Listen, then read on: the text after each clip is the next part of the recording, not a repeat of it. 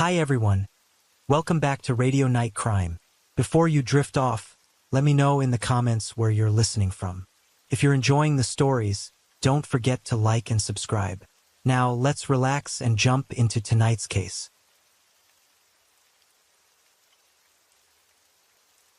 Story 1. When it comes to scams, many people might immediately think of the Ponzi scheme, often cited as one of the largest frauds in history. Today, however, we'll explore a different case. With its massive scale and billions of dollars involved, this incident stands as a rare anomaly in history. With a glamorous appearance and visions of a vibrant future, this woman lured tens of thousands into a high-stakes financial game. In reality, she had constructed a virtual multi-level marketing scheme based on cryptocurrency, promising exorbitant profits to attract participants. Hundreds of thousands of people worldwide trusted and invested substantial sums into this project. When the bubble burst, thousands were left penniless. Their lives turned upside down. Many families were shattered due to enormous debts. The mastermind quickly vanished, leaving behind a case that sent shockwaves through the international community. Currently, the U.S. Federal Bureau of Investigation, FBI, is aggressively pursuing her, offering a substantial reward for any information leading to her capture. So, how did this financial scam, considered one of the largest multi-level marketing frauds in modern history, unfold? Now, let's travel back to 1980 to explore this global scam. Bulgaria, located in southeastern Europe, sits at the crossroads of three continents: Europe, Asia, and Africa. With a history marked by numerous upheavals, this country carries a distinctive and complex cultural identity. Here, the capital Sofia, with its Roman-era historical remnants, has borne witness to the nation's many rises and falls. Ruha Ignatova was a Romani girl with bright eyes and exceptional intellect. She was born in Sofia in 1980. Ruha's childhood passed quietly in Sofia. She early on displayed a gift for languages and an insatiable curiosity. Books became her closest companions during her youthful days. At the age of 10, Ruha's family decided to relocate to Germany, opening a new chapter in her life. In Germany, Ruha quickly established herself as an outstanding student. She not only gained admission to the prestigious University of Oxford, but also achieved remarkable academic success at other universities. With her captivating appearance, sharp intelligence, and impressive language skills, Ruha became a focal point wherever she went. Given her accomplishments, people believed Ruha was destined for a promising future in finance. She was predicted to become a powerful businesswoman and a brilliant leader. After graduating, Ruha joined the management consulting firm McKinsey. There, she swiftly demonstrated her capabilities and was entrusted with significant projects. Ruha had the opportunity to work with major clients, including some of the world's leading banks and financial institutions. From 2009 to 2010, Ruha joined one of Bulgaria's largest investment funds, gaining experience and expanding her network in the financial sector. In 2011, dissatisfied with slow progress, Ruha decided to venture into an entirely new field, the beauty industry. She invested in a beauty salon, beginning to build her own business empire. However, Ruha's ambitions didn't stop there. She craved rapid success and aimed to rise to the top. With an ambitious personality, Ruha wasn't content to climb the ladder step by step. She wanted to leap straight to the summit. To realize her dream of quick riches, Ruha, along with her father, decided to invest in a completely different sector: metallurgy. They acquired a smelting plant in Bavaria with an ambitious yet highly risky plan. However, Ruha's goal was an honest business. Leveraging her knowledge of law and finance, she orchestrated a sophisticated scam. Ruha falsified financial reports, manipulated data, and engaged in various illegal activities to profit. Not long after her scheme was exposed, she was sued and faced serious charges. The court sentenced her to 14 months of probation for her fraudulent actions.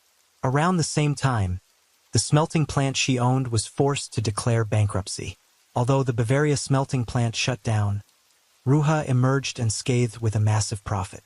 According to reliable sources, she pocketed at least €1 million from the deal. In 2012, As the world was gripped by Mayan doomsday predictions, Ruha was searching for a new opportunity to amass wealth. That opportunity came when she discovered Bitcoin. Bitcoin, the world's first cryptocurrency, was created in 2008 by the mysterious Satoshi Nakamoto.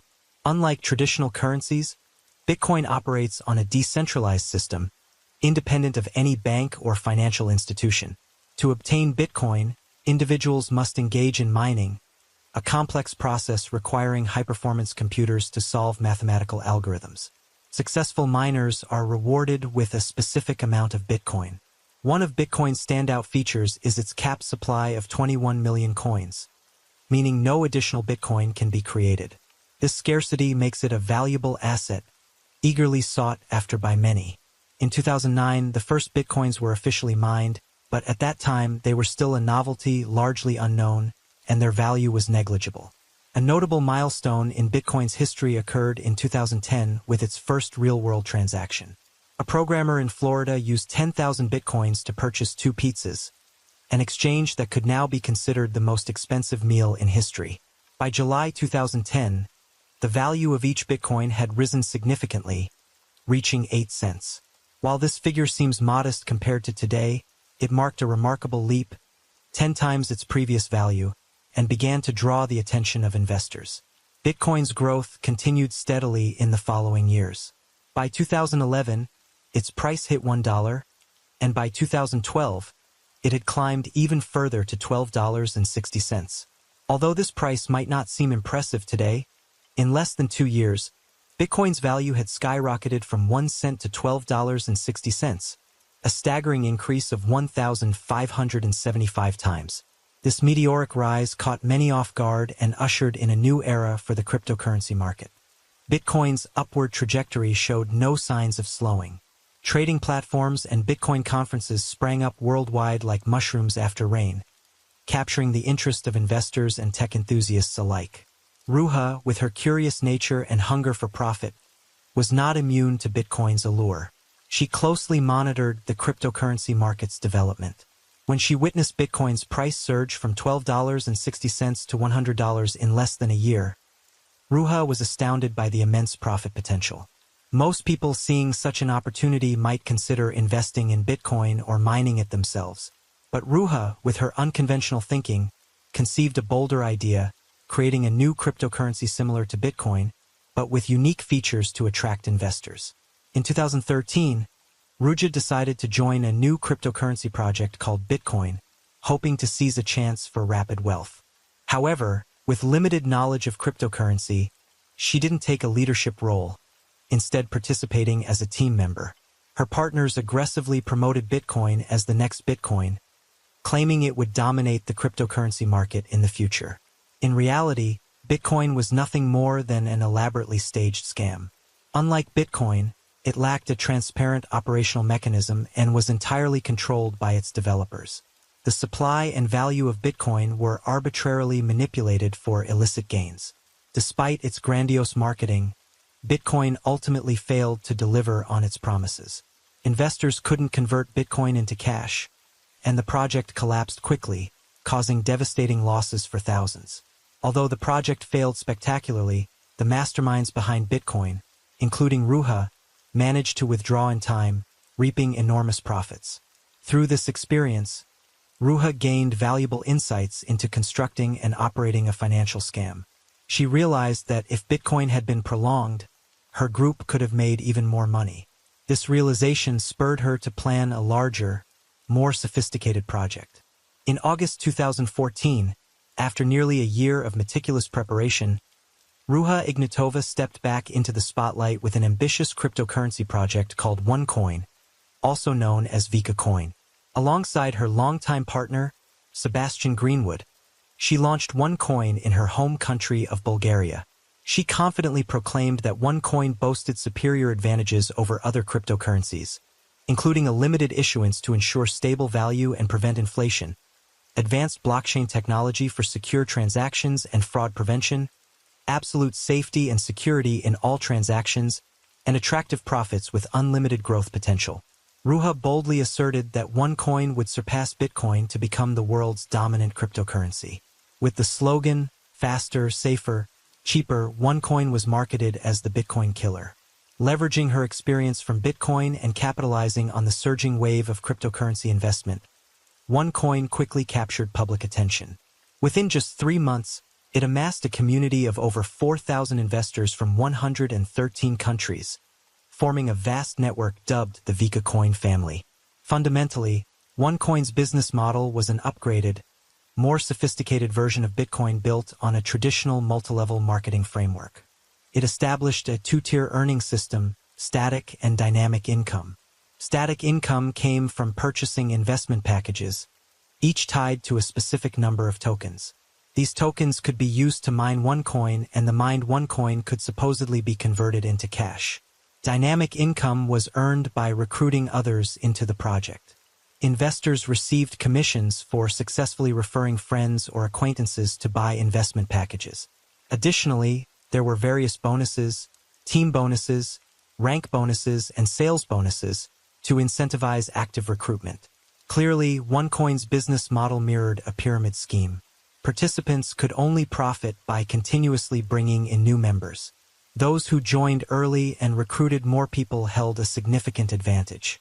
Before officially listing OneCoin on exchanges, Rucha and her team sparked an investment frenzy by advertising it as the launch phase, claiming that OneCoin's value would continuously rise. Investors were promised massive profits if they joined during this early stage. By May 2015, OneCoin was officially introduced to the market, opening up opportunities for free trading. It immediately garnered significant attention from investors, fueled by promises of a bright financial future. Participants were allowed to buy and sell OneCoin and convert it into cash with ease.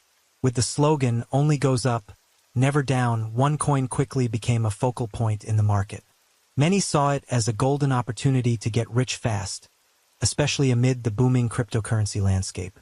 Bitcoin's prior resounding success further bolstered investors' confidence in OneCoin's potential.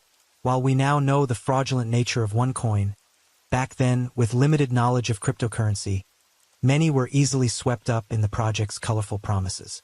Particularly in the context of a thriving cryptocurrency market, the fear of missing out drove countless individuals to invest in OneCoin without thorough research. A key factor in OneCoin's early success was the persona and credibility of its founder, Ruha Ignatova. She skillfully crafted a flawless image, backed by prestigious degrees and an impressive work history.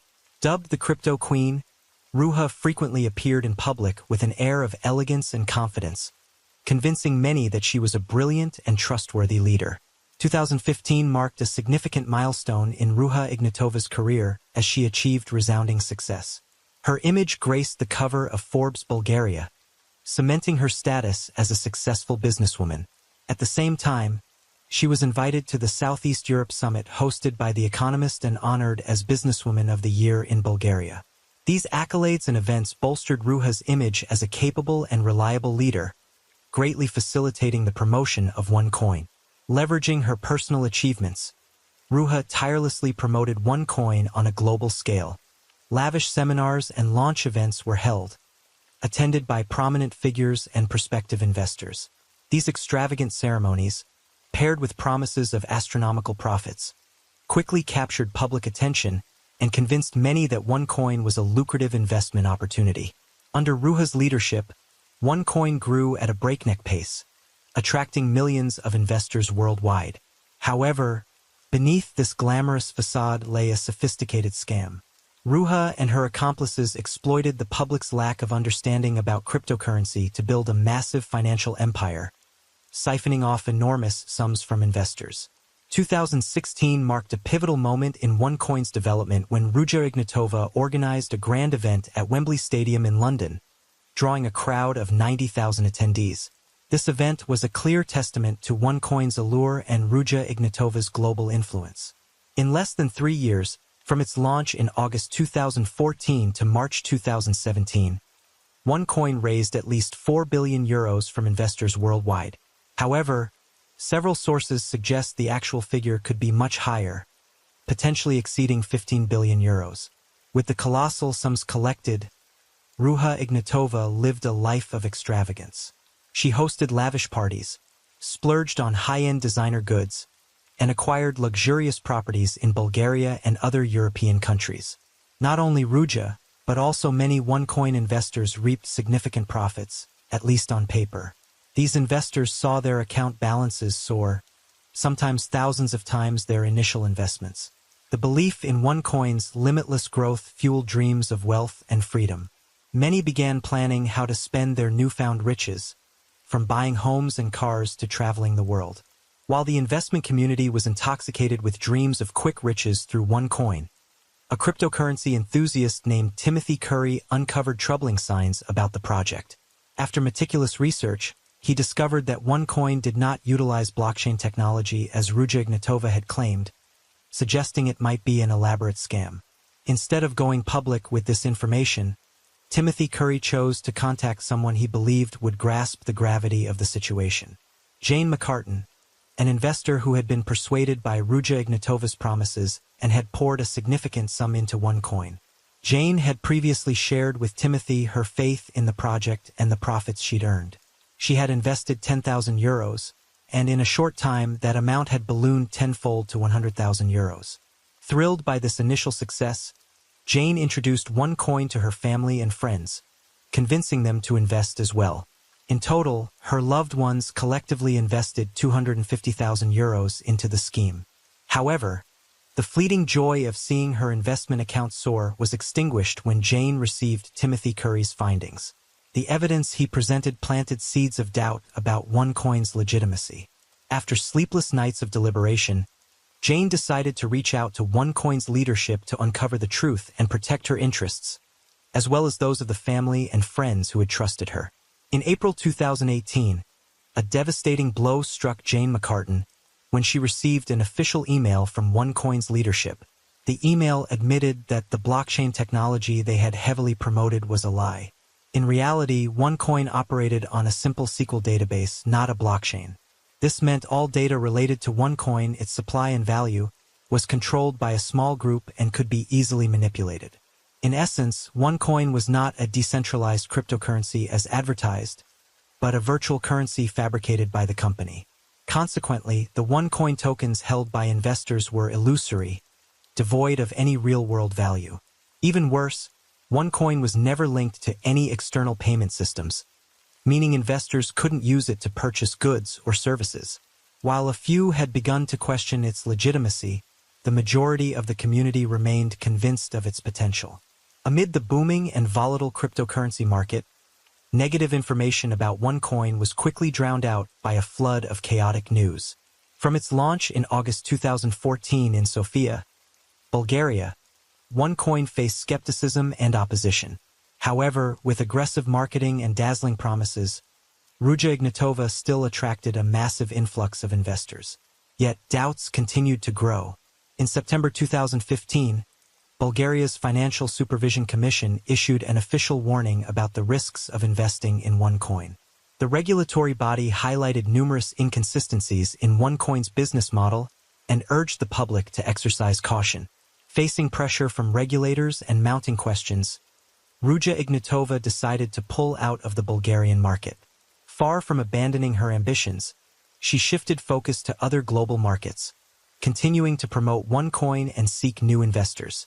In February 2016, suspicions intensified when the UK's Daily Mirror published an investigative report exposing OneCoin's fraudulent nature.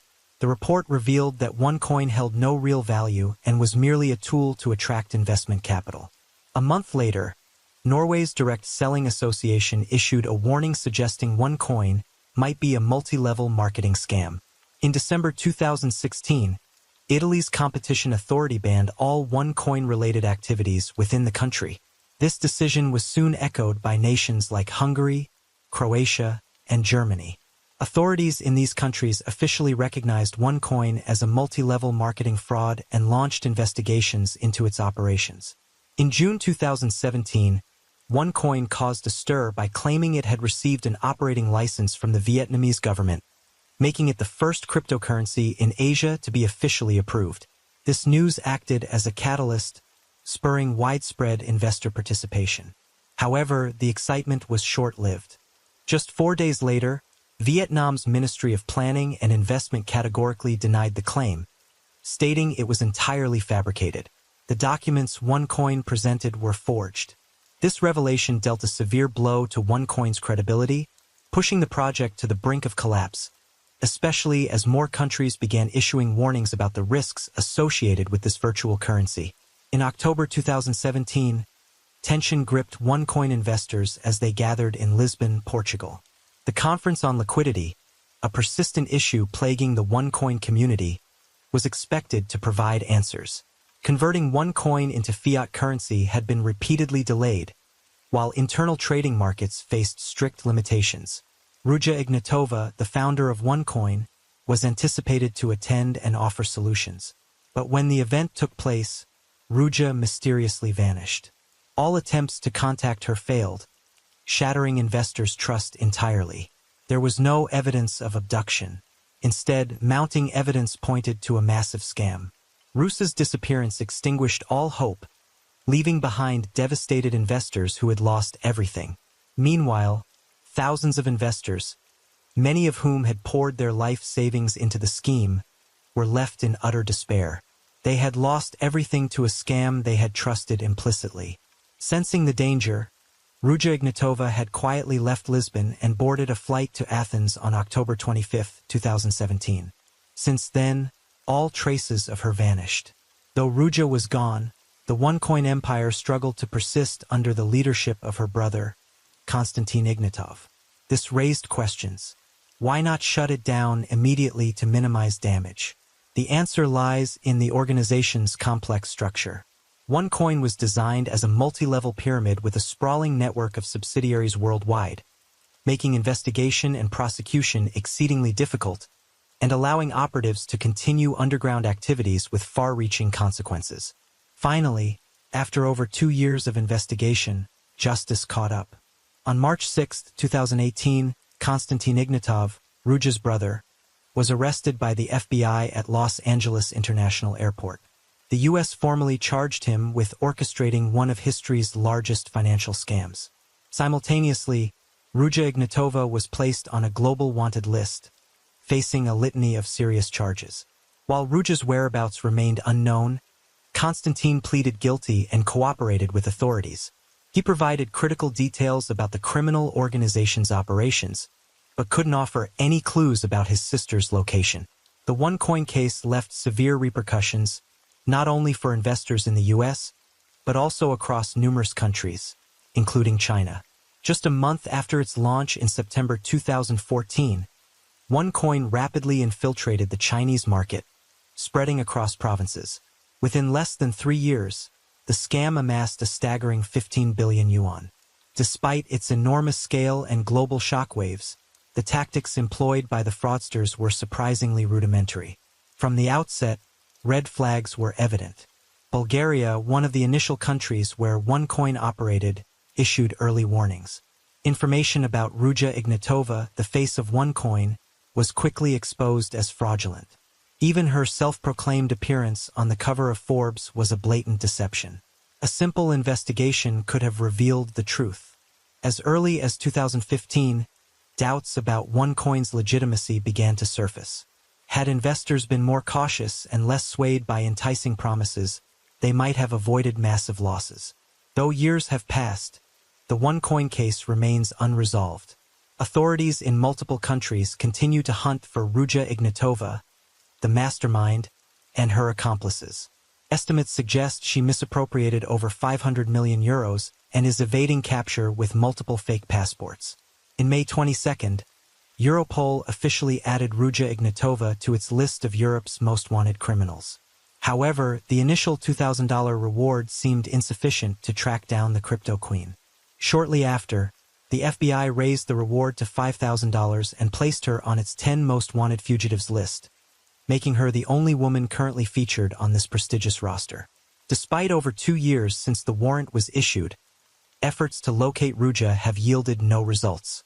Investigators suspect she may be hiding in Germany, where she once gave birth. Though some leads suggest she appeared in Frankfurt, Ruja seems to have vanished mysteriously. With her vast wealth and extensive network, it's plausible she has undergone plastic surgery to alter her appearance. No matter where she flees, with an international warrant and a substantial reward, Ruja Ignatova is unlikely to evade justice forever. The question remains, who will find her and claim the $5,000 reward? Meanwhile, the one-coin scam is gaining increasing notoriety. Some victims have even written books recounting their harrowing experiences.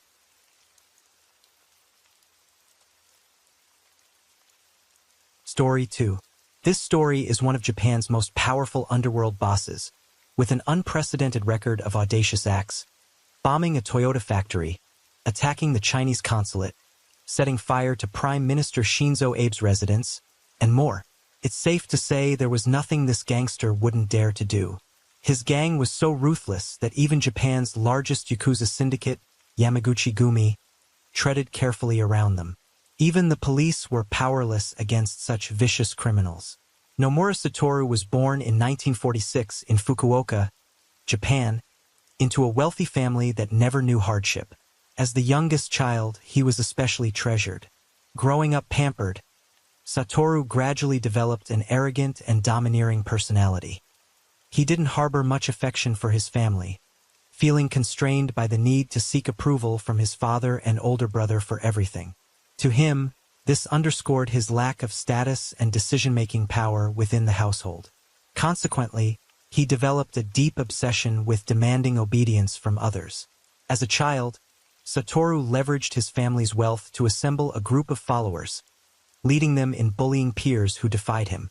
Given his family's powerful and affluent background, the parents of the bullied children didn't dare demand justice, opting instead to endure in silence. Nomura Satoru, never facing punishment, grew increasingly brazen. By age 10, he began associating with a local gang, accompanying them to street casinos. Initially, he knew nothing about gambling, throwing money away as if it were nothing. With his naivety and ample cash, Satoru became a favored patron of the casinos. But in a world where money equals power and greed knows no bounds, conflicts were inevitable. He often carried a short wooden sword for protection, lashing out violently at anyone who crossed him. For Satoru, violence was the ultimate solution to every problem. Before long, Nomura Satoru's name became infamous in the area for his rebelliousness. His father never imagined that his beloved youngest son would turn out so unruly. Hoping for a better future for Satoru, he went to great lengths to enroll him in a prestigious boarding school, believing a strict academic environment would reform him. But the outcome was the opposite of what he'd hoped. At the boarding school, Satoru didn't change. He became even more violent. He gathered a group of friends, frequently picking fights without cause.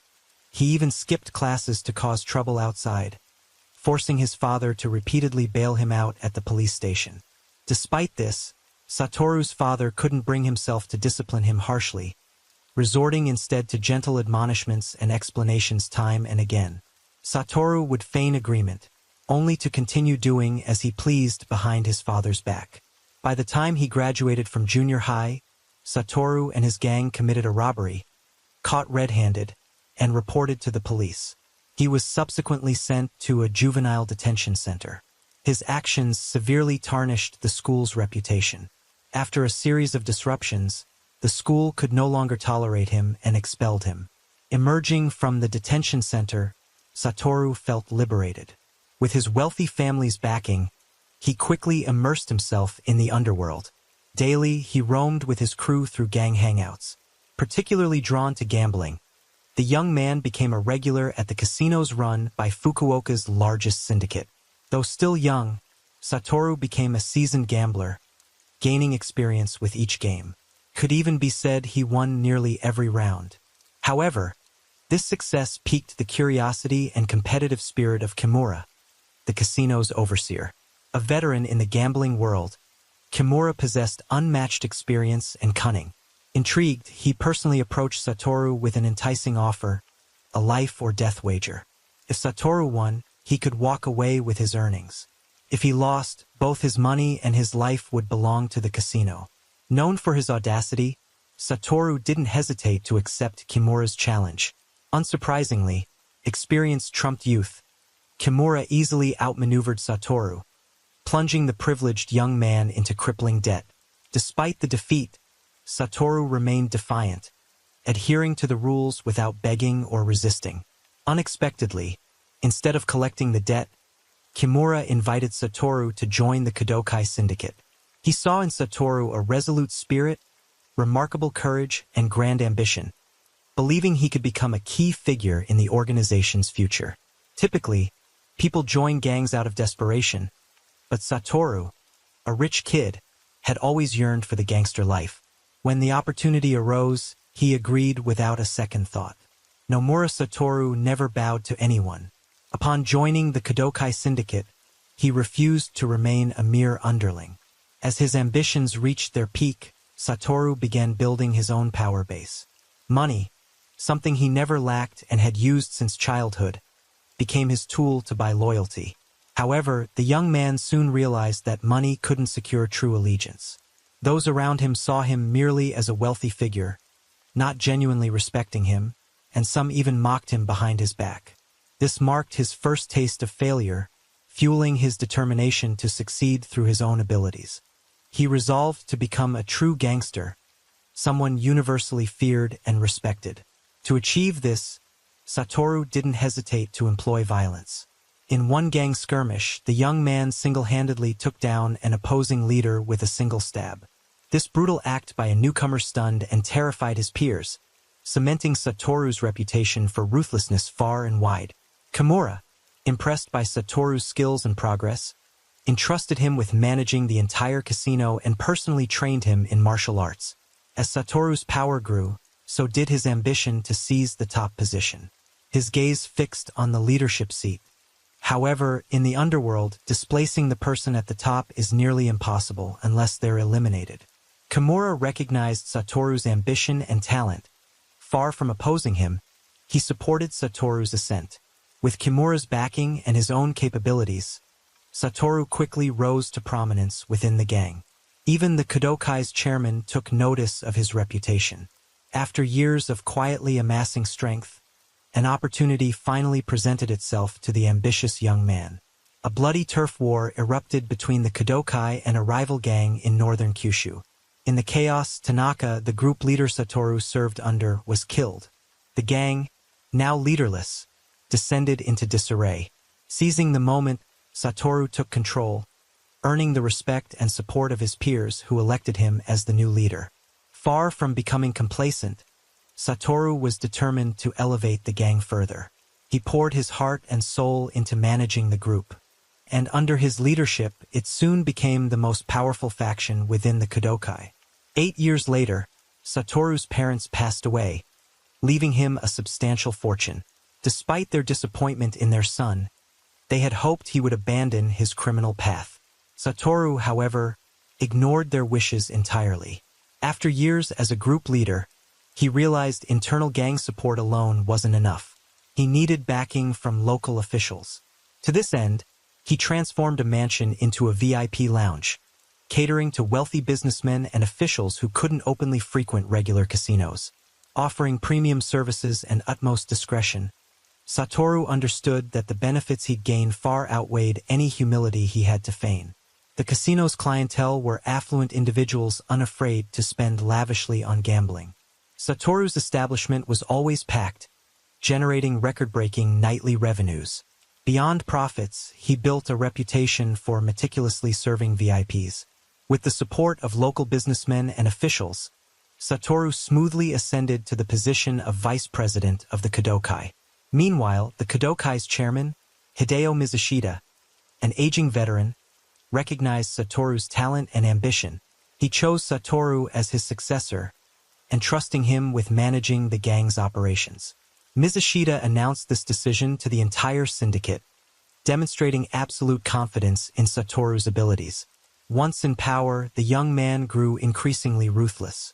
He began purging the gang, eliminating dissenters and rivals. Establishing strict discipline, he ensured that any rule breakers faced severe consequences. In a short time, Satoru transformed the Kodokai into a formidable organization, with every member compelled to obey his commands unquestioningly. Nomura Satoru, driven by relentless ambition, wasn't content with merely consolidating power within the Kudokai. He aimed to become a true crime lord, controlling all of northern Kyushu. The casinos under his command no longer satisfied him. He realized that to achieve his goals, he needed to diversify income streams and expand into other sectors. In 98, Satoru decided to extend his empire into the fisheries and agriculture industries. He approached the chairman of the Northern Kyushu Fisheries Association, a prominent local figure.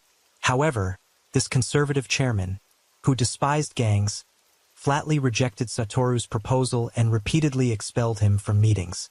The chairman's disdain wounded Satoru's pride, a man accustomed to respect, and he ordered his subordinates to deal with the man.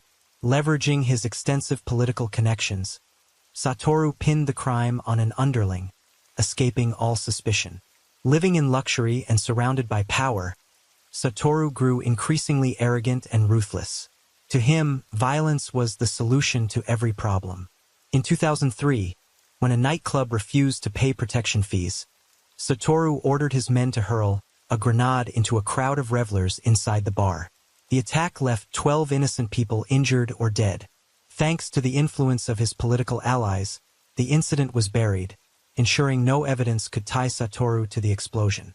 He walked away unscathed.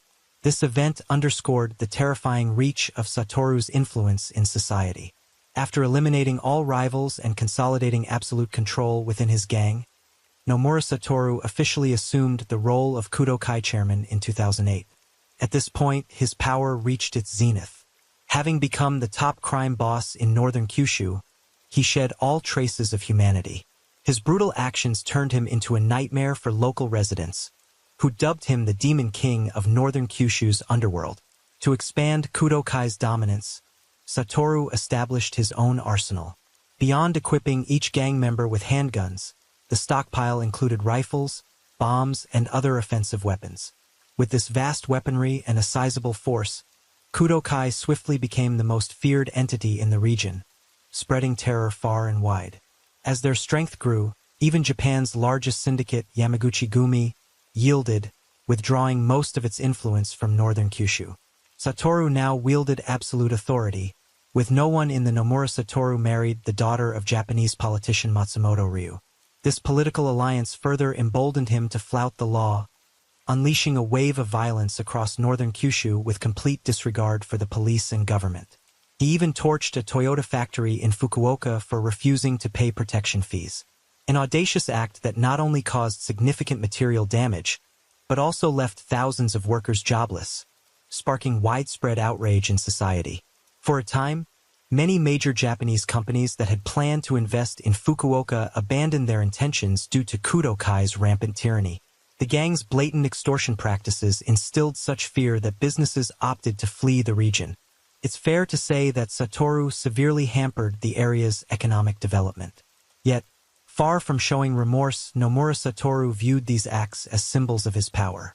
He reveled in his dominance and the fear he inspired. Soon after, he orchestrated a series of shocking incidents, including an attack on the Chinese consulate in Fukuoka and, most notoriously, the arson of Prime Minister Shinzo Abe's residence, an act of brazen violence bordering on madness. This recklessness sowed the of his downfall, proving that no one can escape the consequences of law and conscience. The atrocities committed by Nomura Satoru and Kudokai pushed Japan to its breaking point, particularly as the nation prepared for the 2020 Tokyo Olympics. Unable to tolerate threats to national security, Satoru and his gang became prime targets for eradication. Deemed the most violent and extremist gang of its time, Kudokai faced severe crackdowns from the police, including targeting lower-tier members, restricting economic activities, and imposing travel bans. However, directly prosecuting the gang's leader proved challenging due to a lack of concrete evidence linking Satoru to the crimes, as he typically delegated tasks to subordinates. After a prolonged but fruitless search for evidence, the police could only temporarily delay arresting Satoru. Under intense police scrutiny, he remained remarkably unfazed. Convinced of his invincibility, bolstered by the gang's strength and his extensive connections, the crime boss continued his arrogant, defiant lifestyle as if nothing had happened. By 2014, Nomura Satoru, now 68, began to feel the toll of age on his health. To maintain his formidable image, he opted for a cosmetic surgery procedure. Wary of his reputation, Satoru disguised himself as an ordinary elderly man to visit a private hospital. On the day of the surgery, as he lay exposed on the operating table, Satoru's calm exterior masked a turbulent inner world. Kaori, a young nurse unaware of his true identity, noticed his tension and inadvertently made a light-hearted comment about his tattoos. Unexpectedly, this harmless remark ignited his fury. For Satoru, a gang boss, his tattoos were not mere decorations but symbols of power and pride. He felt deeply insulted by Kaori's words. Despite her repeated apologies, the crime lord's anger didn't subside. It wasn't until the hospital director personally intervened with an apology that Satoru relented, allowing the surgery to proceed. Kaori breathed a sigh of relief when the procedure concluded, believing the matter resolved. But fate had other plans. The surgery's outcome fell short of expectations, worsening Satoru's condition. His wounds became severely infected and swollen, causing him excruciating pain and fueling his rage. Unable to contain his fury, he blamed Kaori, accusing her of negligence during the surgery and failing to provide top-tier care. In a fit of rage, Satoru summoned one of his henchmen and ordered him to kill Kaori as retribution. Following the command, the hitman devised a plan, quietly tracking Kaori's work schedule. That night, as she left the hospital after her shift, he ambushed her, covering her mouth and dragging her into a nearby alley. He then drew a knife, stabbing her repeatedly. Kaori's desperate screams echoed through the dark alley. Fortunately, the commotion caught the attention of passers-by. Panicked, the assailant fled, leaving Kaori motionless in a pool of blood. Thanks to prompt aid from bystanders who rushed her to the hospital, she narrowly escaped death. Days later, Kaori awoke in the hospital. Police immediately questioned her about the attack, but she insisted she had no prior conflict or acquaintance with the attacker. When pressed to recall any recent enemies, Kaori's mind flashed to the man who had berated her at the hospital days earlier. Could he be behind this revenge? However, Nomura Satoru had used an alias, Nomura Wataru, and his true appearance remained a mystery. Kaori did her best to describe his distinctive tattoos and physical features to the police. Upon hearing her account, the investigators' expressions shifted. They recognized the tattoos she described as a signature mark of the Kodokai Syndicate. The man she depicted, with his stature and demeanor, was likely none other than the gang's notorious boss. At last, the police had a breakthrough. After years of struggling with this ruthless crime lord, with Kaori's accusations, they devised a plan to apprehend Satoru. Fearing the gang's armed strength, Japan's police force mobilized 30 officers nationwide, deploying 150 special units to surround the crime boss's mansion. On September 11, 2014, as everyone braced for a fierce confrontation, Nomura Satoru casually emerged in a tracksuit, a scornful smile on his face. To a man well acquainted with jail, this arrest was child's play. Confident in his extensive connections with high-ranking officials, he believed he'd soon be released. He didn't bother arguing with the police. This time, however, Satoru had miscalculated. Facing charges in court, he maintained his usual nonchalant demeanor, showing no fear. The case involving Kaori lacked direct evidence proving he ordered the attack, and newly uncovered tax evasion charges weren't sufficient for a death penalty. As long as he lived, Satoru was certain he could find a way out. But what he never anticipated was that once ensnared, escape would be impossible. In 21, the crime boss faced 6 trials and 62 charges. During his detention, the Kodokai, weakened by the absence of leadership, disintegrated completely in 2019. Gideon, 2019. The gang's collapse stripped Satoru of half his support. Yet that wasn't the worst of it. He now faced a formidable adversary, Japan's justice minister at the time, Kamikawa Yoko. The death penalty is rarely enforced in Japan, requiring specific conditions and the justice minister's approval. Most ministers favored abolishing it, but Kamikawa Yoko was a rare exception who supported it. Soon after taking office, Minister Kamikawa Yoko took charge of the Kudo Kai boss's case. Though direct evidence linking him to crimes was lacking, she recognized that Kudo Kai's rigid structure meant all actions required the boss's approval. She was convinced Nomura Satoru was the mastermind behind the gang's atrocities.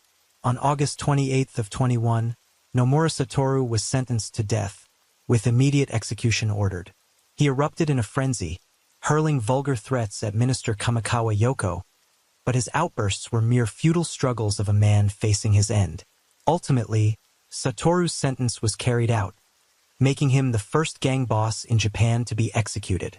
Satoru's downfall sent shockwaves through Japan's underworld, bolstering police confidence in confronting organized crime. Other gangs grew more cautious, operating in the shadows and refraining from bold moves. Had Nomura Satoru heeded his parents' advice, he might have lived a peaceful, affluent life.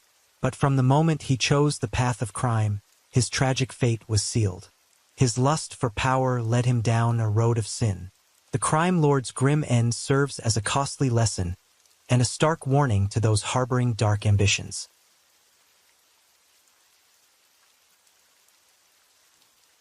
Story 3. A series of relentless shootings shook the United States to its core. A cold-blooded killer struck at the heart of Washington, D.C., the nation's capital and home to the White House, unleashing terror across the city and its surrounding areas. With chilling precision, he carried out a spree of gunfire, sowing abject fear among residents.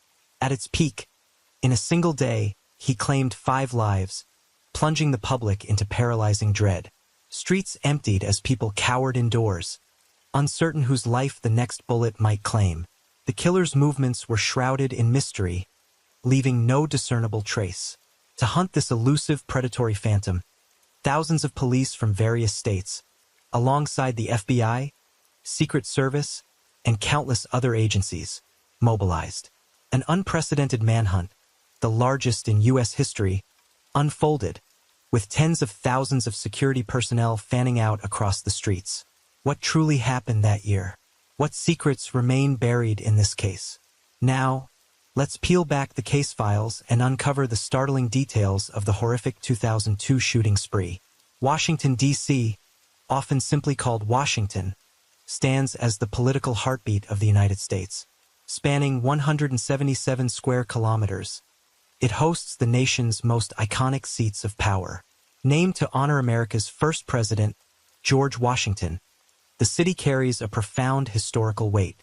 Unlike any other U.S. city, it belongs to no state, an independent federal district directly governed by Congress. Here, landmarks like the White House and the Capitol embody supreme authority. With such prominence, security should have been ironclad. Crime, a rarity. Yet the shooting spree we're about to explore erupted right in Washington, D.C., and its outskirts, sending shockwaves across America.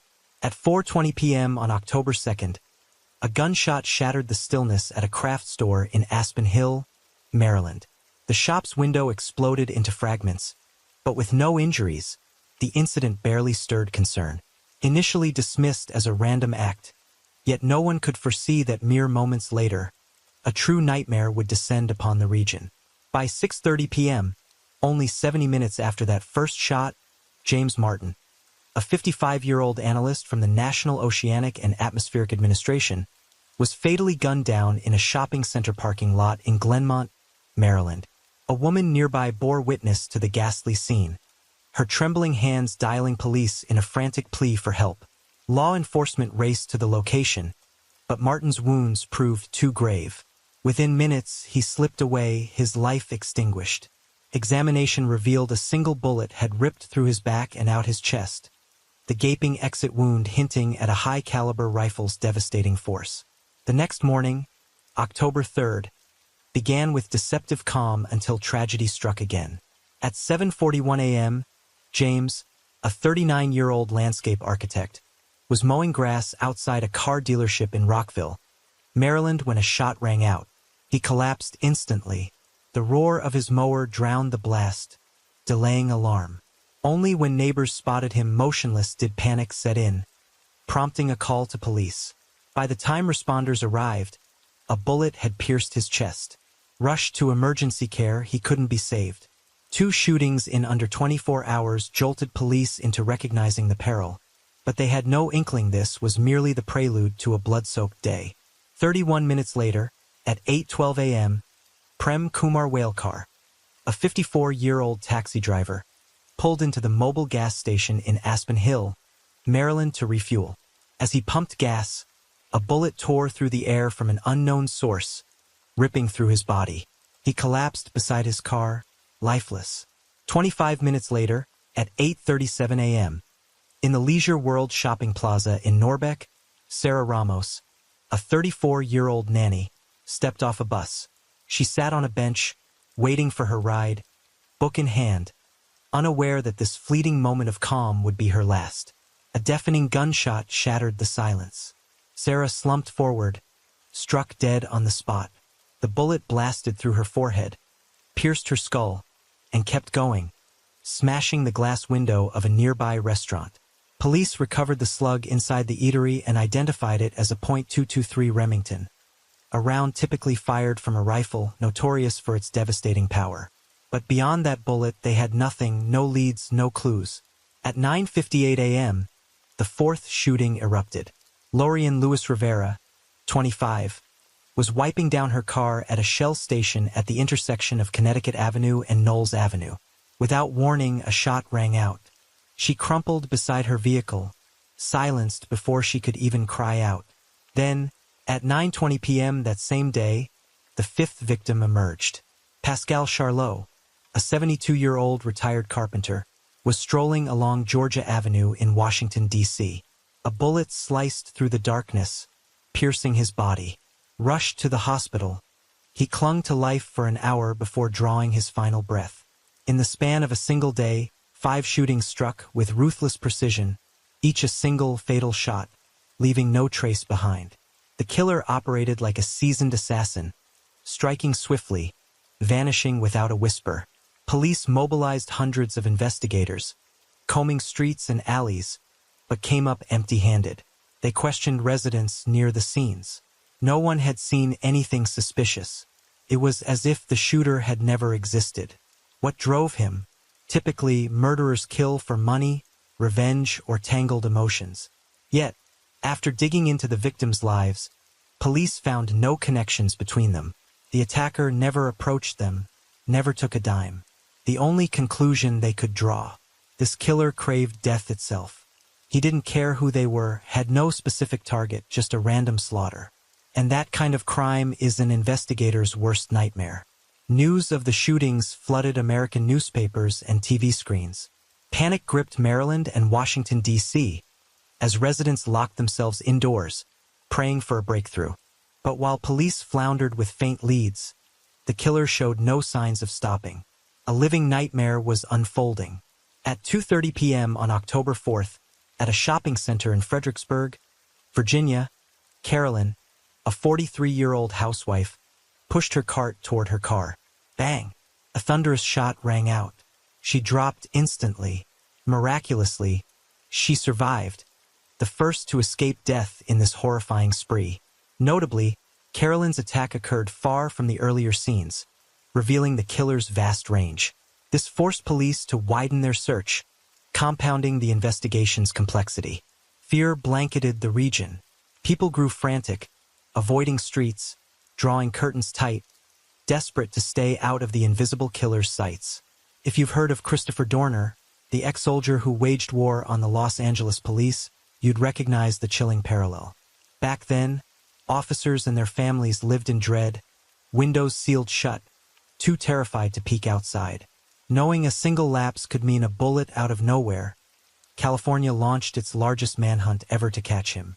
Back to this rampage, in just 3 days, 7 shootings rocked the nation. America reeled as headlines and broadcasts blared the story, piling crushing pressure on police. They were on the crucible, every eye fixed on them, demanding answers. Under the strain, Police Chief Charles called a press conference, urging the public for leads. He offered a $200,000 reward for useful tips, declaring, "We need your help. If you know anything suspicious, tell us now." will stop at nothing to bring this killer to justice. Tips flooded in, a storm of over 100,000 calls to the hotline, but most were dead ends. Officers worked around the clock, sifting through the deluge. Yet the killer remained a phantom. No tracks, no trace. Given the gravity of the case, federal agencies like the FBI, Secret Service, and ATF, Bureau of Alcohol, Tobacco, Firearms, and Explosives joined forces with state police, pooling every resource to hunt the killer. Yet all they had so far was this.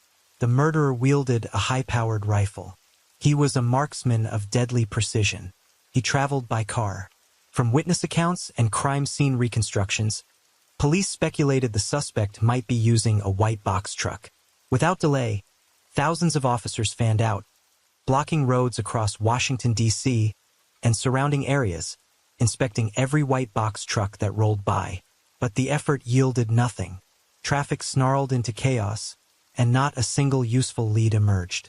Undeterred, police rolled out a new strategy dubbed the concentric circle. The plan? Whenever a shooting was reported, they'd instantly seal off the area in a tight perimeter, scouring every vehicle inside, banking on catching the killer mid-escape. On paper, it was brilliant, provided they moved fast enough. But just as they bolstered forces and set up more checkpoints, something bizarre happened. The killer stopped. At 8:09 a.m. on October 7th, a 13-year-old boy named Brown arrived at Benjamin Tasker Middle School in Maryland, dropped off by his aunt. Security was already airtight. Police patrolled heavily around the yet. As Brown approached the school gate, a sharp crack split the air. He crumpled to the ground. His aunt, a nurse, rushed him to the ER. The chest wound was grave, but against all odds, he survived. The attack on an innocent child ignited a firestorm of public outrage. This ruthless act left people reeling, questioning the safety of students in their own schools. Some demanded that authorities shut down schools in Washington, D.C. and nearby areas to shield kids from harm. After heated debate, the idea was shot down. Instead, all extracurricular activities were scrapped. Once students entered classrooms, they stayed put, no stepping outside. Police ramped up patrols around schools to lock down security. Crowded events, sports games, performances ground to a halt. For students, life shrank to a stark routine. School, home, repeat. Even so, many parents remained on edge, some opting to keep their kids home entirely. Outside, people moved with heightened caution, darting quickly, some even zigzagging in a crouch to dodge a potential shot. Meanwhile, the concentric circle plan, so promising in theory, faltered in practice. The shooter's range was too vast. Police couldn't muster enough boots on the ground to cover every corner. Worse, the killer struck and vanished in a flash, leaving no trail for pursuit. But after Brown's shooting, a break emerged. Police uncovered a sniper's nest in the woods near the school. There, they found a .23 Remington shell casing. Ballistics experts pegged the weapon as likely a Bushmaster XM-15, a civilian cousin of the military M16. More chilling still, next to the casing sat a tarot card, the Death card. Scrawled across it, a taunting message. To the police, call me God. Do not release to the media. To avoid provoking the killer, police kept it under wraps. Yet somehow, within a day, news of the tarot card leaked, splashing across headlines and airwaves, stoking panic even higher. The case barreled forward, growing darker by the hour. At 8:18 p.m. on October 9th, Dean, a 53-year-old construction engineer, was gunned down at a gas station in Prince William County, Virginia. The next morning, October 11th at 9:30 a.m., Kenneth, a 53-year-old businessman, met the same fate while fueling up near I-95 in Virginia. Then, on October 14th at 9:15 p.m., Linda, a 47-year-old FBI intelligence analyst, fell lifeless in a parking lot in Fairfax County, Virginia. Every attack unfolded in public spaces, most often at gas stations. And the most terrifying part? No one ever saw the killer. It was as if the murderer stayed one step ahead. Anticipating every move the police made, he struck, then melted away without a trace. The few witnesses who came forward offered scraps of information. But after digging deeper, police found most of it unreliable. Fear tightened its grip on the public, especially those who had to travel. Gas stations turned into death traps. No one dared stand upright while pumping fuel. People crouched low, hiding behind their cars, shielding themselves however they could. Some stations even rigged up tarps as barriers, hoping to block the killer's line of sight and lower the risk of a bullet finding its mark. At 8 p.m. on October 19th, Jeffrey, a 37-year-old man, took a bullet in a parking lot near Highway 95 in Virginia. His wife's quick screams for help saved him. After 5 grueling surgeries, Jeffrey slipped past death's grasp. The crime scene bore the killer's signature once again, this time deliberate. In a nearby wooded area, police dogs sniffed out a shell casing and a note nailed to a tree, echoing past taunts. The shooter styled himself God and left behind a sprawling 4-page letter. For the first time, he made a clear demand. Police had to wire $10 million into an account he specified, or the carnage would roll on. He even threatened to target children next. Police Chief Charles wasted no time, holding a press conference to broadcast a message to the attacker, hoping to lure him into a call. "We'd really like to talk to you," he said. "Please call the number you left on that note. Thank you." On the morning of October 21st, the shooter did call the number he'd provided, but in a twist, it turned out to be the line of a restaurant near Jeffrey's shooting site. In the exchange, he warned police against any tricks. Just meet his demand and send the money, or the consequences would be dire. Police sprang into action, deploying undercover units around public hotspots. They traced the call to a payphone at a gas station, but once again, no one spotted anything suspicious. The manhunt fizzled out, netting only 2 undocumented immigrants caught by mistake. Just before dawn on October 22nd, around 6 a.m., another chilling shooting shattered the silence. This time, the victim was Johnson, a 35-year-old bus driver, gunned down in Aspen Hill, Maryland. A glance at the map reveals a pattern. The killer prowled the Washington, D.C. area, constantly shifting locations, leaving police scrambling to keep up. Hundreds of officers swept nearby highways, but the perpetrator remained a ghost. No sign, no sound. 21 days had passed since the first shooting on October 6th. Of the 13 people struck by bullets, 10 had died, yet the clues in police hands remained maddeningly thin. The weapon was a Bushmaster 23 semi-automatic rifle. The shooter was male, firing from inside a vehicle. He possessed professional-grade marksmanship with uncanny accuracy. Beyond that, nothing. In a desperate bid for answers, police pored over every word of the killer's letter. Then a strange detail jumped out. He referenced an unsolved case in Montgomery, Alabama. Why would he care about a crime nearly 1,000 kilometers away? Digging into records, police pinpointed the incident he meant. The murder of Parker, a 52-year-old woman, and the shooting of Kelly, a 24-year-old who survived. Notably, a credit card had been stolen in that attack. Then came the eerie coincidence.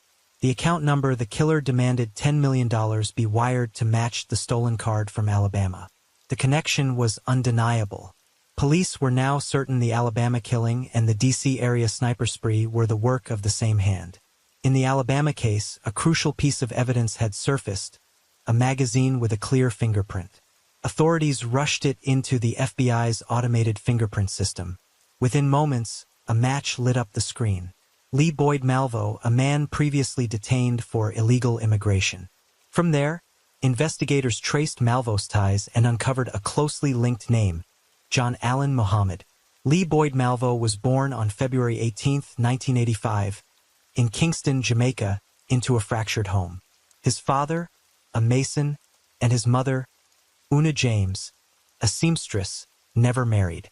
Their lives marred by constant discord. When Malvo was 5, his parents split. He stayed with his mother, scraping by, but their bond was anything but warm. Una ruled with an iron fist. Disobedience meant brutal beatings that left him aching to the bone. Cold and self-absorbed, she swung between fleeting care and outright neglect, vanishing for stretches and leaving her son to fend for himself. In '99, Una uprooted Malvo to Antigua.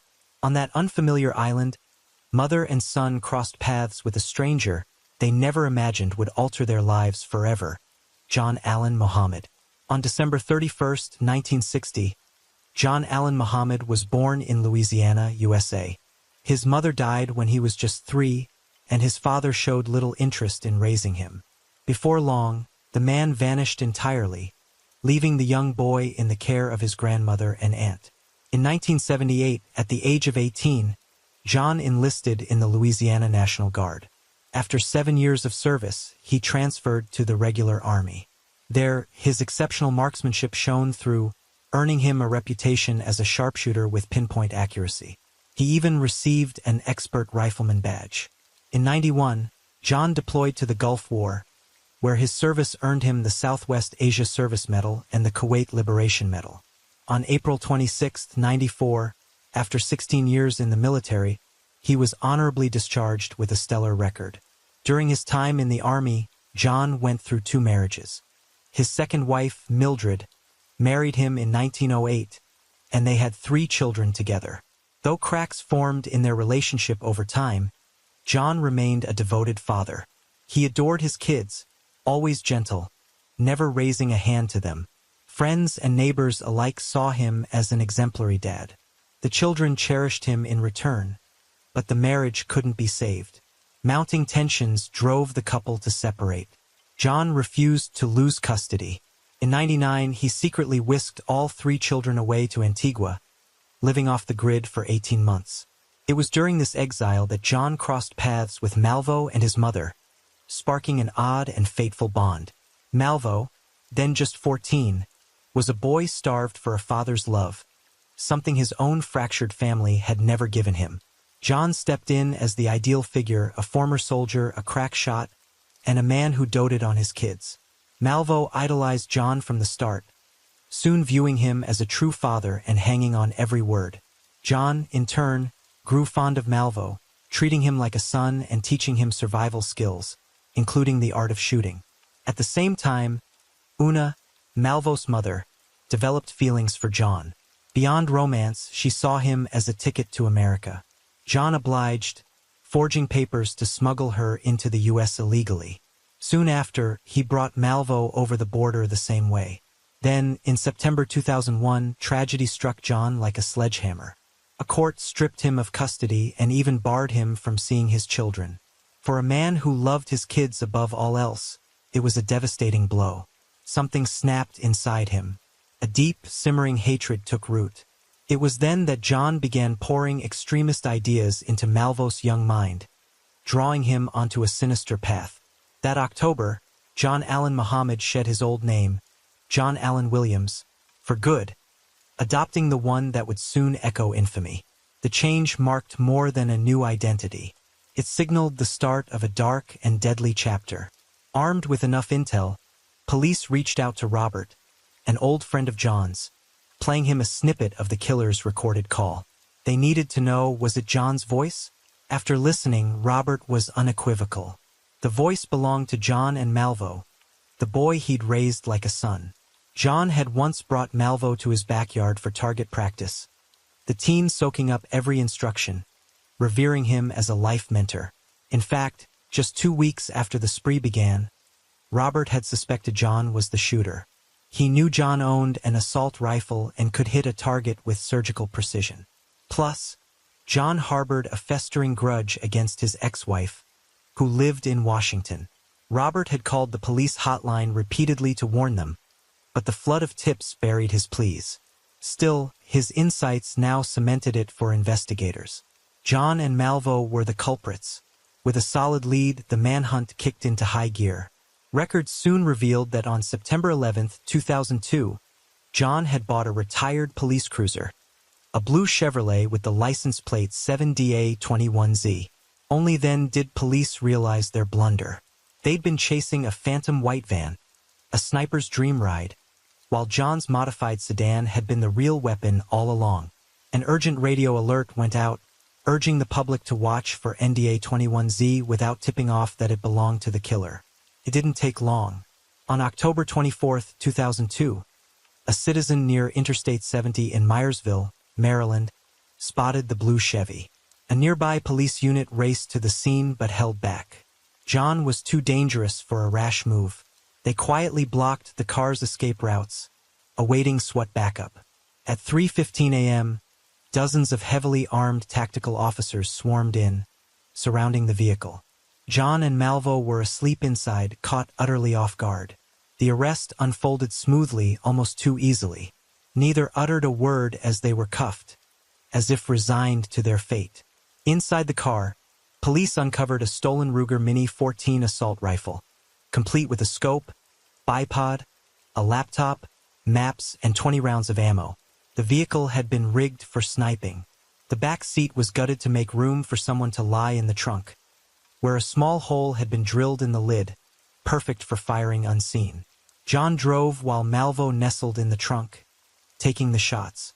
Together, they'd unleashed a reign of terror that left communities reeling and law enforcement grasping at shadows.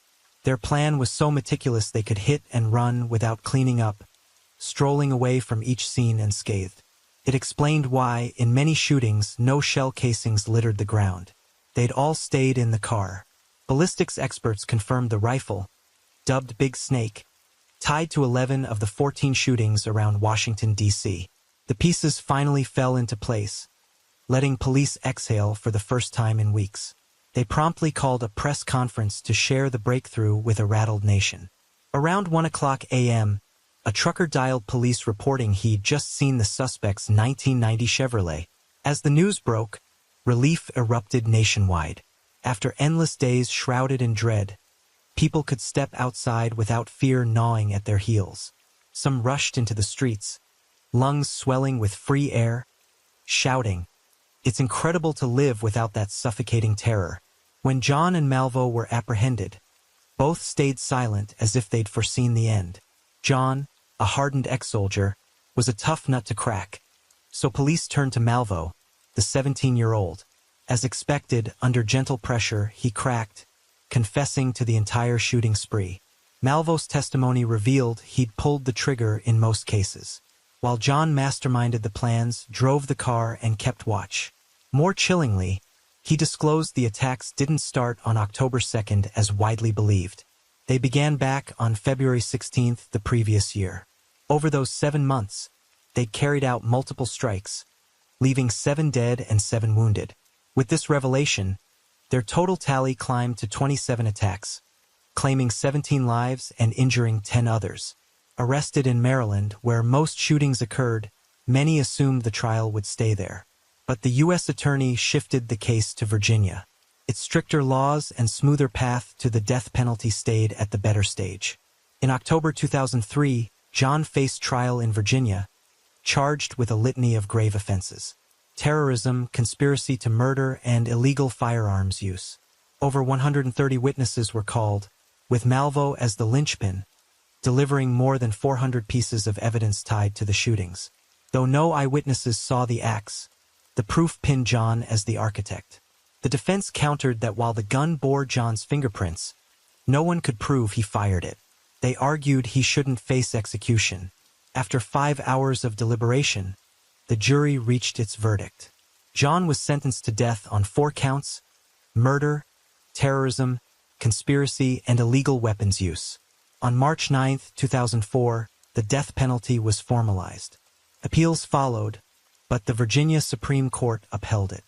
Judges noted that after Virginia's reckoning, John was extradited to Maryland to face 6 more murder charges. On June 1, 2006, Maryland handed him 6 consecutive life sentences without parole. But with the death penalty already looming, they meant little. Other states, Alabama, Washington, opted not to waste time or money on further trials. John kept fighting, appealing with claims of brain damage and other excuses to dodge the gallows. Every attempt fell flat. Malvo, just 17 during the crimes and forthcoming with his guilt, escaped death row. On March 10, 2004, Virginia sentenced him to life without parole for 2 murders. On October 26 that year, another life term was added. Then, in 2006, Maryland tacked on 6 more life sentences for its slayings. Since then, the young man has been locked away in Virginia's maximum security Red Onion prison. During John's trial, Malvo stunned the courtroom with the true motive behind the rampage and a sinister plan they'd long brewed. He recounted John's vision, a terrorist training camp to paralyze America. The scheme had 3 phases. Phase 1, launch shootings around Washington, mapping routes, scouting sniper nests, and plotting escapes. John aimed to kill 6 white victims daily for 30 straight days. Phase 2, murder a pregnant white woman and a Baltimore cop, then bomb the officer's funeral to take out more police. That part never came to pass. Phase 3, kidnap hostages, especially children, demanding a $10 million ransom from the U.S. government. Next, flee to Canada, establish a base, recruit homeless black boys, train them in firearms and terror tactics, and unleash them in mass shootings nationwide, plunging the country into chaos. John carried a deep-seated hatred for white people, branding them monsters, deserving of punishment. He'd shared fragments of his true motives with his close friend Robert during late-night talks. Robert believed John's drive was simpler: revenge against his ex-wife and reclaiming custody of their 3 kids. John adored his children, Robert said. Losing them in September 2001 had unhinged him. John had vowed to kill his ex-wife, and on February 16, 2002, he fired his first shot at Nicole, a 21-year-old, the aunt of his ex who'd urged her to leave him. Robert figured John wanted his wife dead but feared police closing in, so he targeted those around her, staging a spree to muddy the waters. When he learned his ex and kids had moved to Washington, D.C., he followed, striking nearby. Mildred, John's ex-wife, confirmed she'd been his bullseye for years. Their marriage had started strong, but after the Gulf War, John grew withdrawn and paranoid. Post-divorce, he had once crept into her home at night, looming over her bed, whispering he'd end her life. Threatening texts followed. Mildred was convinced John had hunted her for years, but no one took her seriously. John's rampage was a twisted bid to kill his wife and regain his kids, cloaked as a diversion. Mildred later penned a book, Scared Silent, chronicling the domestic violence she endured and his ruthless murder plots. On November 10, 2009, John faced lethal injection. The warden asked if he had last words, but he stayed mute. Truth was, John never admitted guilt. His 3 kids waited for a farewell call, clinging to hope. He refused his final phone privilege. At 9:11 p.m., under the gaze of victims' families, the injection ended his tragic saga. Reflecting on the investigation, police had poured immense resources into cracking the case. With dense surveillance grids and manpower, clues should have surfaced. Yet a grim truth emerged. Their roadblocks weren't as tight as they'd thought. John's Chevrolet slipped through countless checkpoints across states without a single stop. Though witnesses had spotted it at crime scenes, and it matched the suspect vehicle, officers let it roll on unchecked. On October 3rd, it was flagged again. Yet police fixated on a white van, waving the Chevy through without a second glance. These blunders let John evade capture, fueling his deadly streak. In 2003, 2 survivors and victims' families filed a civil suit against Bullseye Shooter Supply and gun distributors. The weapon behind the carnage, a civilian M16 variant with devastating power, had been stolen from their Washington store. Not just any gun, but a military-grade killer. In 2003, 2 survivors and victims' families filed a civil lawsuit against Bullseye Shooter Supply and its gun distributors. The weapon at the heart of this tragedy had been stolen from their Washington store. Not just any firearm, but a civilian M16 variant, a military-grade killer renowned for its devastating force. The families argued that Bullseye, the gun's manufacturer, bore responsibility, claiming the store's lax oversight indirectly fueled a string of heartbreaking losses. After fierce legal wrangling, the case settled for $2.5 million. If that ruling seems unfair to the gun shop, the follow-up investigation might give you pause. Over 3 years, the store sold 238 firearms, with over 50 tied to criminal cases. This alarming rate of missing weapons sparked questions. Was this just a lawful business, or a quiet accomplice to crime? Then there's Lee Boyd Malvo, the notorious partner in this horrific spree. Throughout his prison years, Malvo has repeatedly apologized to victims' families, owning his mistakes and voicing a desire for redemption. In a 2012 interview with the Washington Post, he admitted that as a youth, he'd been led astray, only now grasping the brutality of his actions. Malvo pleaded for a chance to rebuild his life. But not everyone buys his remorse. Investigations revealed a troubling past. As a child, he tormented animals. And as an adult, he displayed stark antisocial traits. Plus, Malvo had multiple chances to break from John, yet chose to stay, suggesting not just manipulation but intent. He even likened himself to Neo from The Matrix, harboring delusions of becoming a world savior, bent on toppling society. In truth, it was a flimsy mask for the deep-seated hatred he nursed against the world. Debate over lifting Malvo's parole ban rages on, with no certainty about whether this man might one day walk free. Remarkably, in March 20th, Malvo married behind bars. It sounds far-fetched, but for seasoned VACT viewers, it's hardly a shock.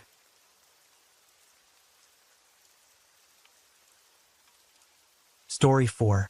Now we embark on a journey into a land both enigmatic and opulent. Nestled in the heart of Asia, Macau, often dubbed the Las Vegas of the East. Perched on the western edge of the Pearl River Delta, bordering Zhuhai City in Guangdong Province, Macau stands alone as China's only territory where gambling is legally sanctioned. But don't be fooled into thinking it's just a dazzling strip of casinos. Macau is a global gambling empire in its own right. In 2006, Macau eclipsed Las Vegas in casino industry revenue, cementing its status as the world's largest gambling market. Spanning a mere 116.55 square kilometers with a population of roughly 650,000, it once boasted the second highest GDP per capita globally. Though recent years, marked by a pandemic and tighter regulations, have shifted its standing, Macau's reputation as one of the planet's wealthiest, most extravagant realms remains unshaken. Step into Macau and you'll be dazzled by its lavish casinos, ablaze with lights that never dim. For visitors, skipping a casino visit would be a glaring oversight. Yet, chat with the locals and you'll uncover a curious twist. Most Macanese rarely set foot in these glittering dens. Better still, they might regale you with thrilling tales of the feng shui mysteries woven into the fabric of these iconic gambling halls. Ever heard of the 100 birds returning to the nest formation or the dragon's teeth drawing water layout? Do you know why the Lisboa casino undergoes repairs 365 days a year? Or why gamblers often spiral deeper into ruin the harder they chase their luck? Today, we'll peel back the veil on Macau's feng shui secrets and the stark truths lurking behind its high-stakes games. Macau is home to over 40 casinos, all governed by 6 colossal conglomerates. 3 titans hold the primary licenses. SJM Holdings, founded by Stanley Ho, owner of the Lisboa Casino, Wynn Macau, and Galaxy Entertainment. What sets Macau's casino management apart is its tiered licensing system. 3 primaries, 3 secondaries. MGM China operates under SJM Holdings. Melco Resorts falls beneath Wynn Macau, and Sands China is a subsidiary of Galaxy Entertainment. Together, these 6 powerhouses have forged a sprawling gambling empire that dominates Macau's casino landscape. Before 2001, one man reigned supreme over Macau's casino world, Stanley Ho, the gambling kingpin. For 40 years, he held an iron grip on the industry, building a formidable empire that transformed this tiny territory into the globe's premier gambling haven. Born in 1921, Stanley Ho hailed from one of Hong Kong's most prestigious families. But at 13, disaster struck. His family went bankrupt, plunging the once wealthy heir into a penniless struggle for survival. Unbowed, he threw himself into his studies. His brilliance paid off after graduation, landing him a role at a trading firm where his savvy quickly shone. In short order, he earned a bonus of 1 million Hong Kong dollars, roughly 128,000 US dollars, a windfall that laid the cornerstone for his dazzling career. By the mid-1950s, Ho had risen as a Hong Kong real estate mogul. Yet his ambitions stretched further, eyeing Macau, a fertile ground ripe for untapped potential. As far back as 1847, Portugal's colonial rulers had legalized gambling in Macau, designating it a monopoly trade. By 1961, it became the backbone of the region's economy. Seizing the moment, Stanley Ho teamed up with tycoon Henry Fok, gambler Yip Han, and businessman Teddy Yip to bid for casino rights. The contest was fierce, but Ho clinched victory by a hair, outbidding rivals by just 17,000 MOP, about $2,200, and stepped boldly into the casino game. In 1962, he founded the Macau Tourism and Entertainment Company, STDM, and inked a concession deal with then-Governor Antonio Lopez dos Santos. By 1970, Ho poured over 60 million MOP, around $7.5 million, into building the Lisboa Casino, now known as Old Lisboa. Its design followed the 100 birds returning to the nest feng shui principle, a meticulous layout meant to funnel wealth straight to its core. To unravel the feng shui secrets of Macau's casinos, we first turn to the terrain of the Pearl River Delta.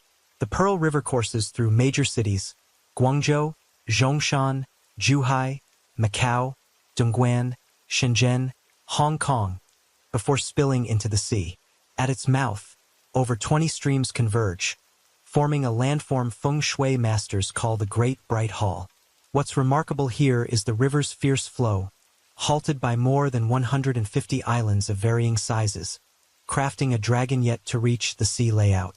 In feng shui, where water gathers without escaping, wealth flourishes. That's why Macau and Hong Kong, flanking the green dragon and white tiger of this formation, thrive as bustling hubs of finance and trade. If the Pearl River Delta's feng shui is nature's gift to Macau, the Governor MacDonald Bridge, now the Carvalho Bridge, completed in 1974, is a man-made marvel of geomancy. Stretching 2,569 meters, it features a pronounced hump at its center. In feng shui, straight lines like bridges or highways can channel harmful, killing energy when traffic surges nonstop. Is why people shun homes at the end of long roads or hotels with endless corridors. Yet, with clever design, this menace can morph into prosperity. At the Macau end, authorities built a sprawling roundabout at Amazade Square. This circle scatters the energy barreling down the bridge, shielding the peninsula's core from its brunt. Just behind it lies a massive bus terminal, a puzzling choice for prime real estate, some wondered. From a feng shui lens, it's no accident. The terminal acts as a gas regulator, harmonizing the area's vital energy to keep Macau thriving. Dig deeper, and a subtle brilliance emerges. Buses crisscrossing Macau's main routes unwittingly stir a dynamic energy flow across the peninsula, infusing its aura with vigor and life. The duo of the Carvalho Bridge and Amazade roundabout masterfully tames the killing energy, channeling it into abundant fortune, fueling Macau's ascent.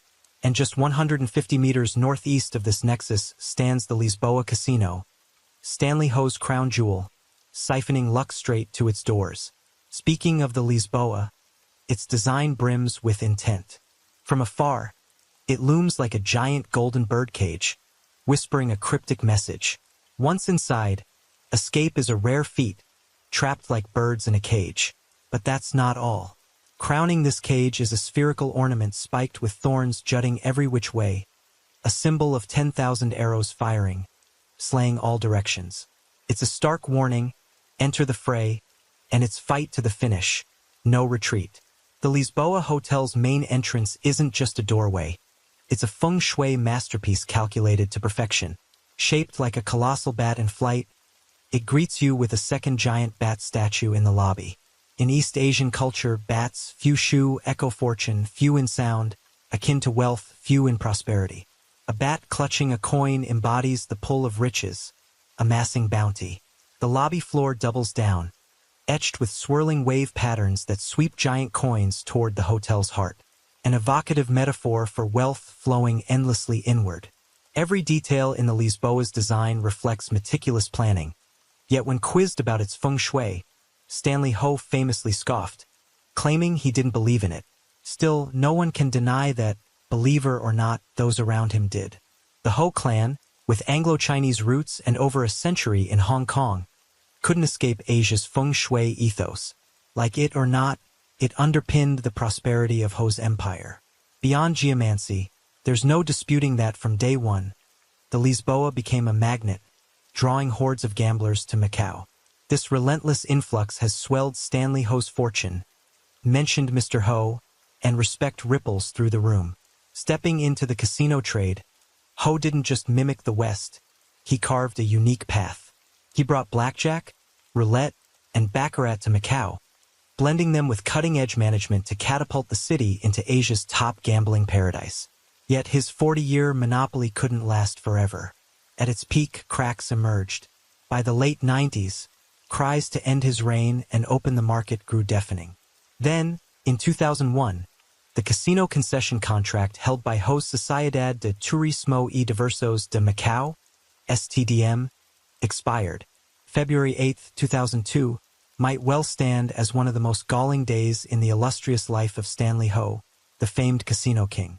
Macau's casino industry, a powerhouse pulling in $20 billion annually, teetered on the brink of a seismic shift, one that would shatter the monopoly he'd wielded for decades. That day, Macau's authorities greenlit 3 casino operating licenses. Sociedad de Jogos de Macau, as DJM, a venture Ho had launched in 2001, clinched one of these golden tickets, a hard-fought win for the veteran magnate. The second went to Wynn Resorts, an American giant hailing from Las Vegas, Nevada, bringing a bold outsider's edge. Meanwhile, Sheldon Adelson, the titan behind Las Vegas Sands, moved swiftly, channeling hefty investments into Galaxy Entertainment, propelling it to prominence and securing the third coveted permit. By 2002, Wynn Macau had locked down a perfectly rectangular plot due east of the Amazai roundabout. They sank colossal sums into acquiring the land and obtaining their casino license, only to face a glaring snag. The site's feng shui was utterly dismal. In feng shui philosophy, killing energy can double as wealth energy under the right conditions. Yet, mapping the flow of fortune across Macau revealed a stark truth. Wynn's position was sidelined, a dead zone where prosperity refused to drift. But Wynn, a seasoned international player, grasped the local adage, when in Rome, do as the Romans do. They weren't about to sit idle as wealth slipped past their doorstep.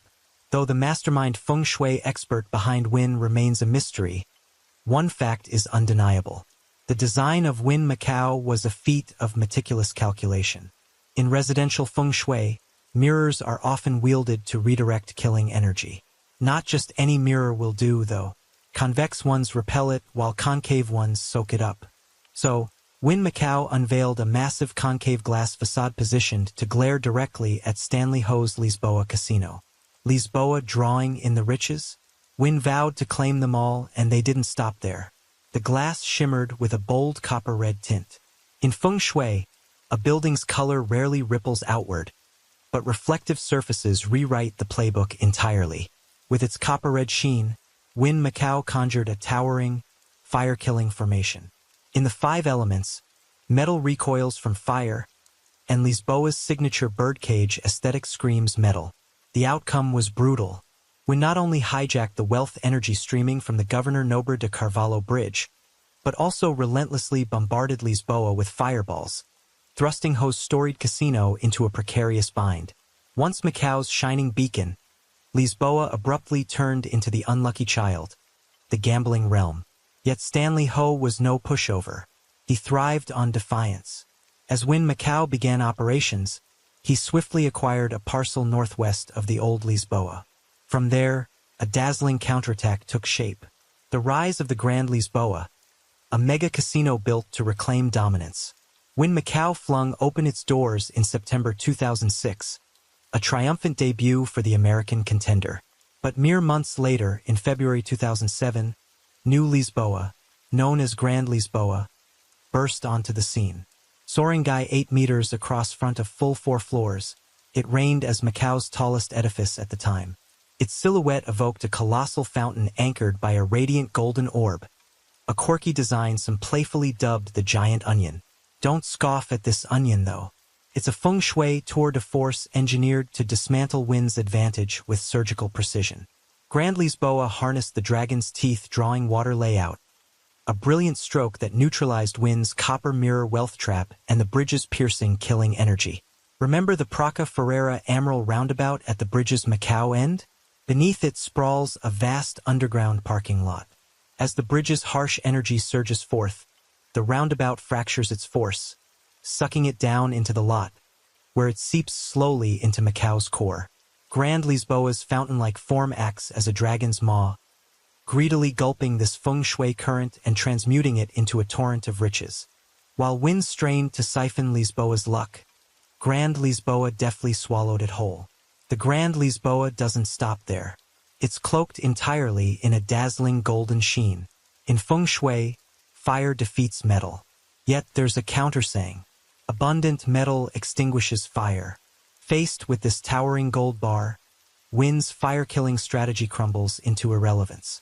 But that's not all. The building subtly tilts toward the Governor Nobre de Carvalho Bridge, still within reach of its killing energy. Here, the golden orb at Grand Lisboa's base, a convex mirror in disguise, springs into action. It bounces the harsh energy back toward the bridge and roundabout, dissipating the negativity while funneling pure wealth back to Lisboa. Inside Grand Lisboa, this golden orb doubles as a giant aquarium-inspired centerpiece. The lobby ceiling drips with inverted bat-shaped crystal chandeliers, entwined with net-like decor resembling hooks and fishing traps. In feng shui, this is dubbed celestial net, an invisible snare for fish caught in its web. In Cantonese, waterfish isn't just a creature. It's slang for duped victims, hinting that gamblers stepping inside stand little chance of walking out victorious. Another tale swirls around Lisboa. It's said that some corner of the place, be it restrooms or elevators, is perpetually under repair year-round. But this isn't mere upkeep. It's a sly wordplay in Cantonese. Repair sounds akin to collect cash, implying a constant harvesting of gamblers' money. It's not just Wynn in Lisboa. Other casinos like Venetian, Galaxy, and Sands Macau boast their own feng shui flair. Take Galaxy Macau, opened in 2011, with its 3 towering buildings encircling a vast pool and lazy river. This area flaunts the Skytop Wave Pool, the world's longest rooftop lazy river at 575 meters, a setup hailed as a flawless man-made 9-bend water formation. Galaxy Macau's 3 main towers shimmer in gold, forming a metal berth's water alignment, a feng shui jackpot for wealth.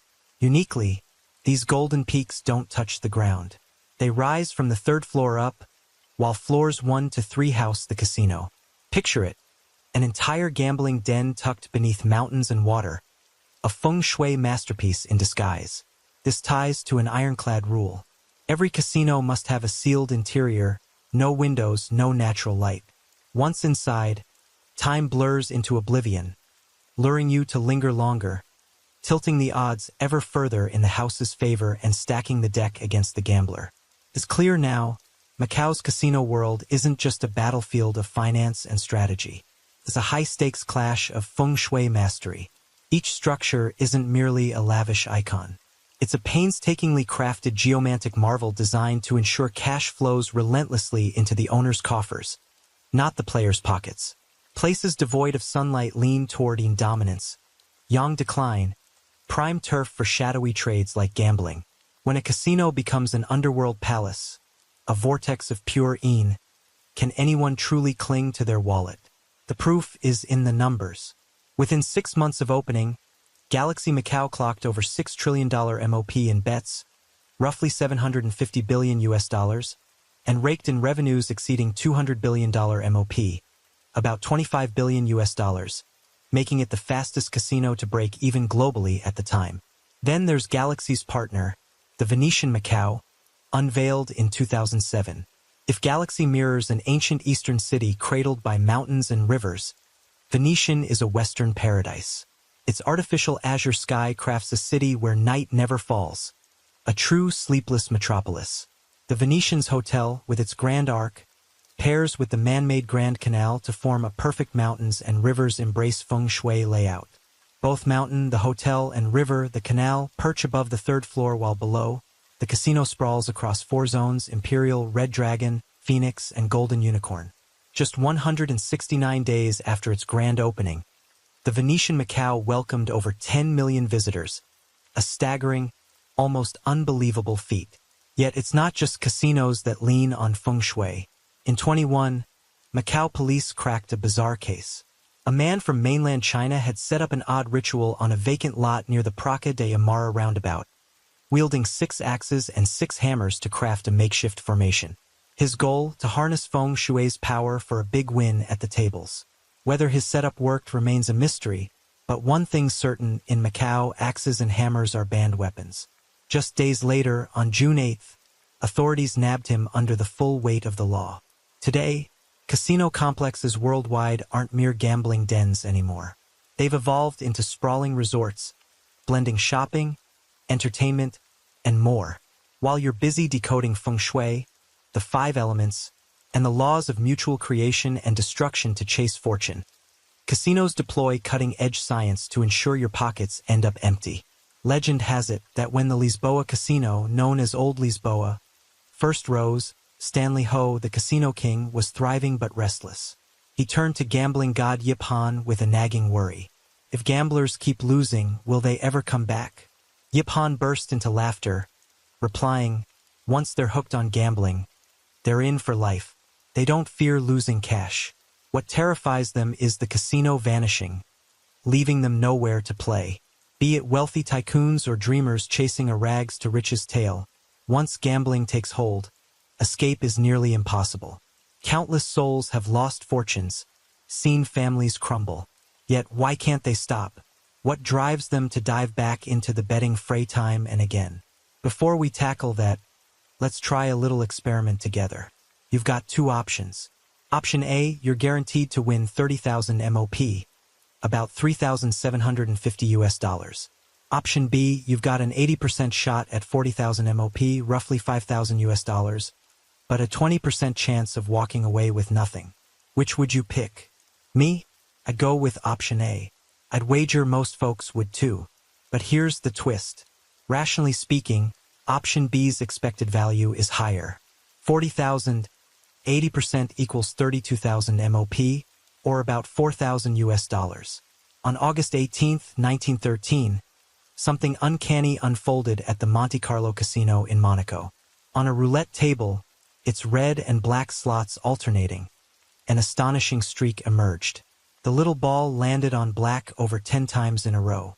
Gamblers swarmed the table, buzzing with certainty after so many blacks. Red had to be next. They piled their chips on red, betting big, but then black again. On it went relentlessly through the 20th spin, still black. By now, some had wagered everything, convinced red was imminent. Yet the 21st, 22nd, 23rd spins, black, black, black. Only at the 27th spin did the ball finally settle on red.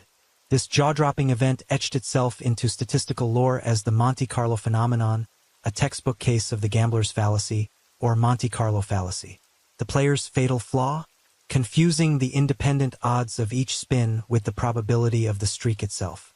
To grasp the gambler's fallacy, we must first dive into a cornerstone of mathematics, the law of large numbers. Proposed in the 19th century by Swiss mathematician Jacob Bernoulli, it's elegantly simple. When an experiment repeats countless times under identical conditions, the frequency of any outcome edges closer to its theoretical probability. Take coin tossing as the clearest example. The odds of heads or tails are 50-50.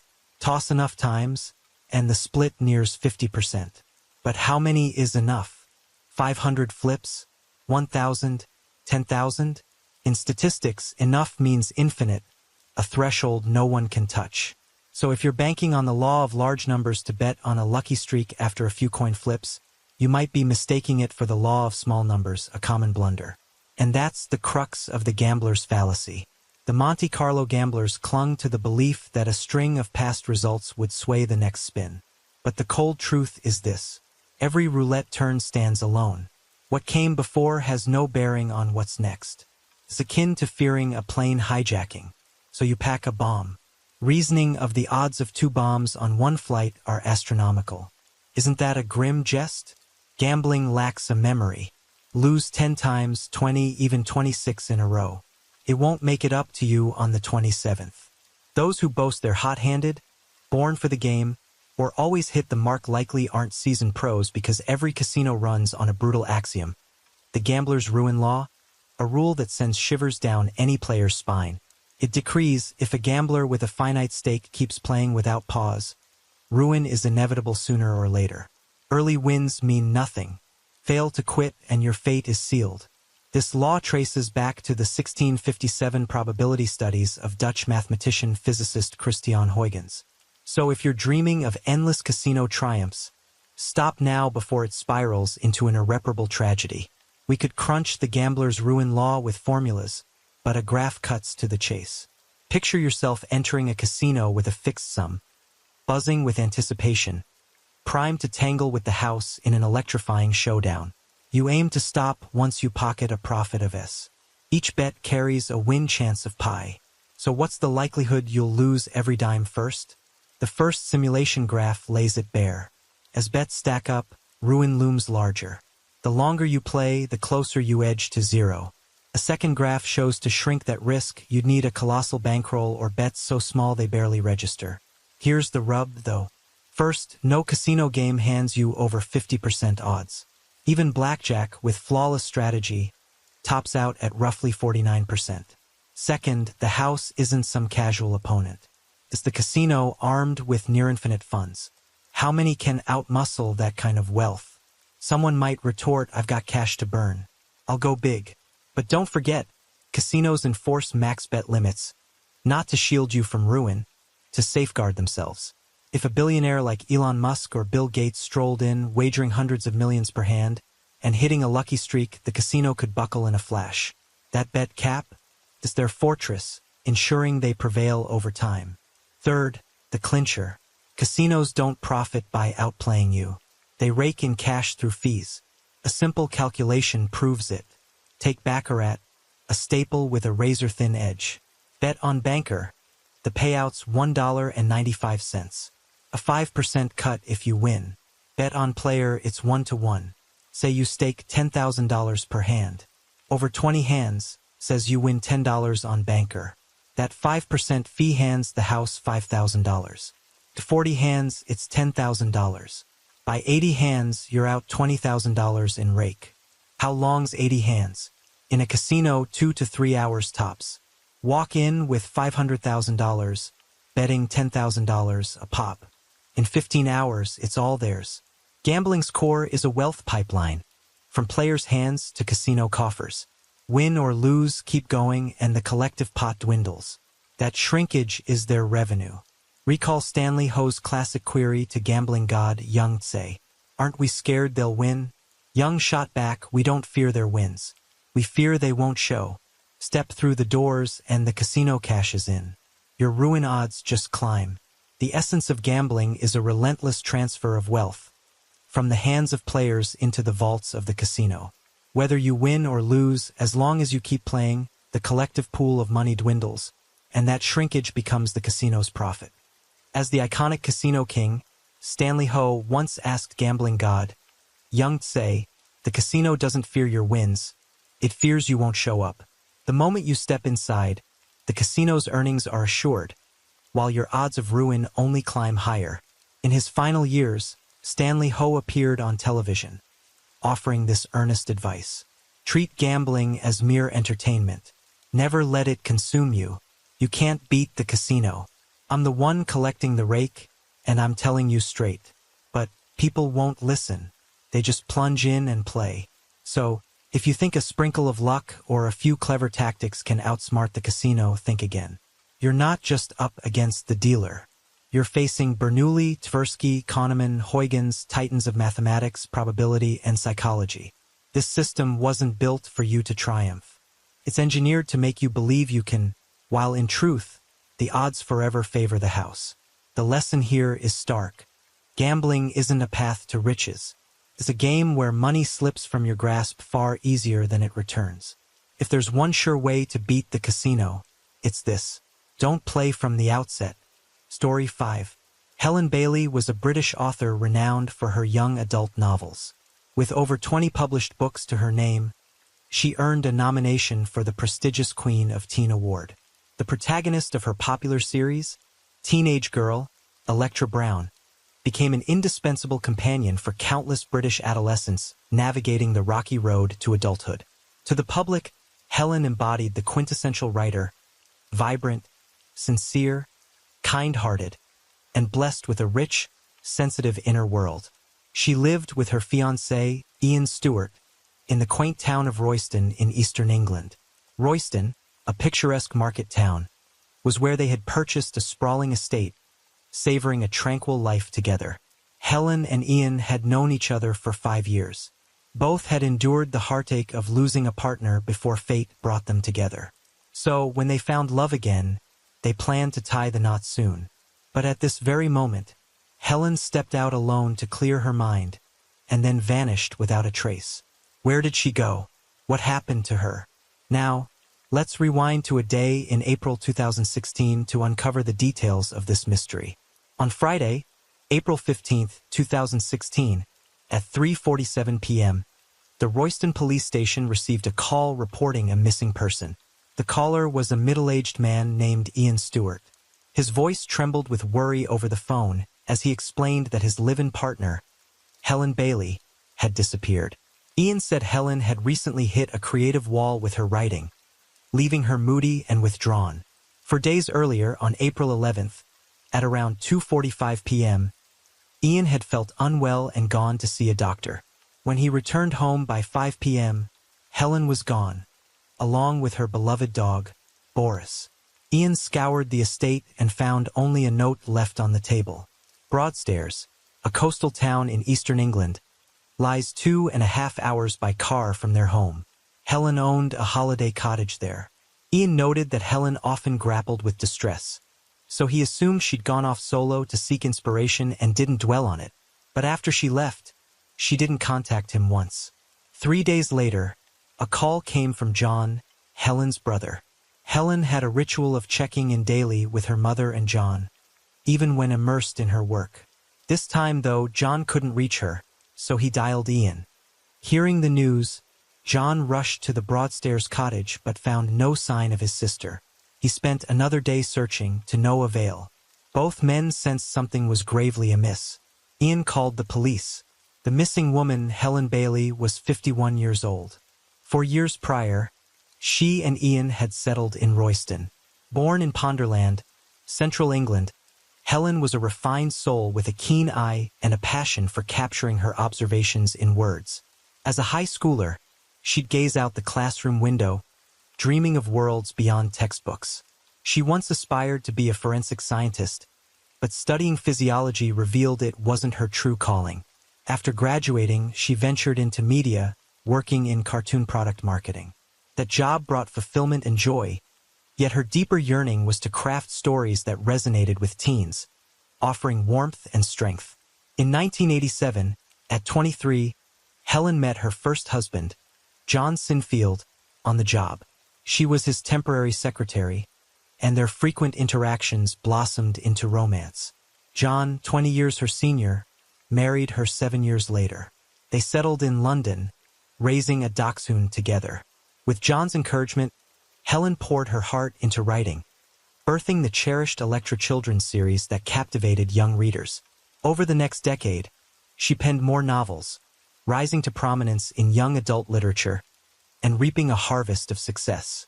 15 years after their wedding, tragedy struck without warning. Helen and John Sinfield were vacationing in Barbados, a Caribbean island nation. While swimming, John was swept away by a wave. By the time he was pulled from the water, he'd stopped breathing. His sudden death plunged Helen, then 46, into a chasm of grief. She refused to accept the reality, unable even to unpack their luggage from that fateful trip, dreading the sight of mementos that would reopen her wounds. 3 months later, on what would have been John's 66th birthday, Helen started a blog called Planet Grief. There, she poured out her thoughts, finding solace in its virtual pages. One day, as usual, Helen browsed a Facebook memorial group, a space where people who'd lost loved ones gathered to share and lift each other toward new beginnings. Amid the group's photos, her eyes caught on a silver-haired man. As she later wrote in her blog, "The moment I saw him, it felt like I'd known him my whole life. That man was Ian, her future partner. Ian was reserved, kind, and 4 years her senior. A former software engineer, he'd retired due to health issues. Living in Royston with his 2 sons. He'd lost his wife to epilepsy the previous year. Even after a year, he posted tributes to her online. That depth of devotion stirred Helen's heart. Soon they arranged to meet. Bonded by the shared pain of losing a spouse in later years, they found each other. Over time, Helen's blog shed its sorrow, blossoming with reflections on her romance with Ian, whom she dubbed her gorgeous gray-haired widower. Ian became a beacon, illuminating her world and offering fresh emotional anchorage. Drawn to his love of rural life, Helen left London for Royston. They sold their separate homes, pooling $195 million to buy a grand estate, spanning an acre, about half a football field. The property boasted stunning scenery, an expansive outdoor pool, a private garage, and lush greenery exuding peace and elegance. Though Ian no longer worked, Helen's hefty book royalties and her portfolio of properties across England ensured a comfortable, leisurely life. With the dachshund she had once shared with John in tow, she and Ian moved into their new home, embarking on a fresh chapter. In their years at Royston, Helen's spirit steadied.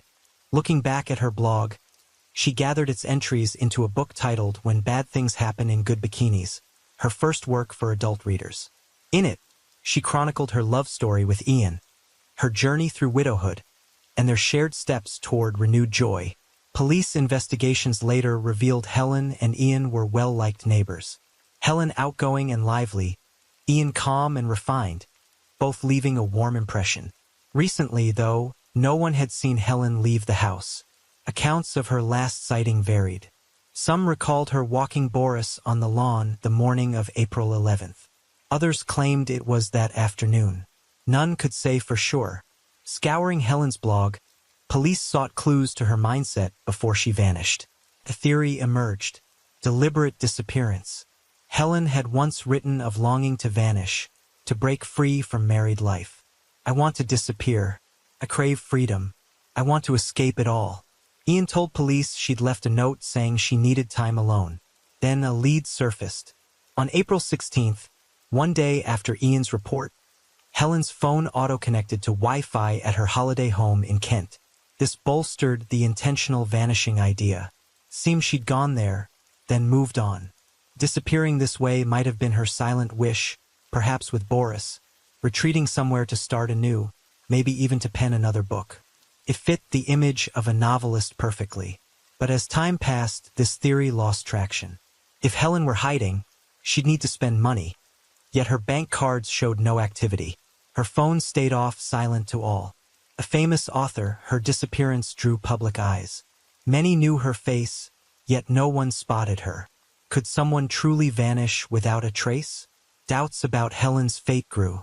2 months after she went missing, police expanded their search to nearby forests and urged residents to check around homes for anything odd. Ian's condition visibly worsened. Beard unkempt, face haggard, spirit dimmed.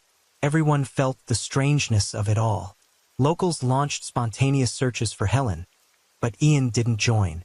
The case stalled, fading into the background. Helen's mother and brother, John, insisted she wouldn't leave willingly. First, it clashed with her character. Second, she'd been off lately. In the month before vanishing, Helen often felt dizzy, fatigued, forgetful, and sleepless, even neglecting her cherished Boris. Once sharp-minded, this alarmed her mother deeply. Piecing together clues, police turned their gaze to Ian, suspecting he hid something. Reviewing his call to report her missing, they found it odd. The operator's questions flustered him. He fumbled, unable to recall basics like Helen's birth date or eye color. Initially chalked up to panic, it grew suspect as the case unfolded. For a 5-year partner, his confusion defied reason. Helen's movements that day rested solely on Ian's word. He claimed to have lost her note, leaving no proof it ever existed. Then, a startling new lead broke the case wide open. In late June, checking Helen's bank accounts, police uncovered a bombshell. Beyond her personal account, she shared one with Ian. Before her disappearance, $520 moved monthly from her account to theirs. After she vanished, that sum inexplicably jumped tenfold to $5,200 monthly. Tracing the joint account, they found a suspicious transaction: Ian's purchase of Arsenal season tickets post-disappearance. That purchase sparked unease. Ian stood to gain most from Helen's absence. Evidence shifted focus to him. Police visited the estate, empty, Ian gone. Neighbors and family revealed he'd left for Majorca, Spain, vacationing until July. This 2-week trip was the honeymoon Helen had booked before vanishing. After her disappearance, Ian posted online that Helen had healed him 5 years ago, that life without her was meaningless. Yet there he was, lounging solo. The contrast screamed foul play. To avoid tipping him off, police held off contacting him, instead staking out the estate, awaiting his return. On July 11th, Ian returned from his vacation to the estate. The moment police learned he'd re-entered the country, they descended on the property. They found Ian in bed, still in pajamas. Exactly 3 months after Helen vanished, Ian was officially arrested. Even in custody, he remained composed, adamantly denying any role in her disappearance. Under UK law, police had just 96 hours to interrogate him. Without decisive evidence in that window, he'd walk free. Time was tight.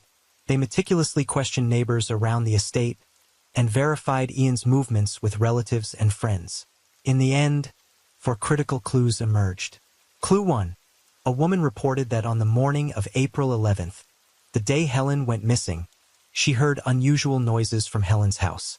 Loud bangs, repeated and sharp, echoed before abruptly stopping. This suggested something had happened there that morning. Clue 2. The doctor Ian visited that day said his original appointment was scheduled for the morning. But Ian called that day, claiming car trouble, and rescheduled. He arrived at 2:45 p.m. and left by 5 p.m. The doctor recalled Ian seemed calm during the visit, showing no signs of distress. Clue 3. That evening Ian met a lawyer to discuss selling one of Helen's other properties. He appeared rushed, claiming it was his wife's wish, but said she'd been ill for days, so he was stepping in. With Helen, the owner, absent, the lawyer refused. Clue 4. At 9 p.m., Ian left again. Ian drove to the town where his eldest son lived. Typically, he met his son on a fixed weekly day, but this visit was unscheduled. The surprise drop-in baffled his son.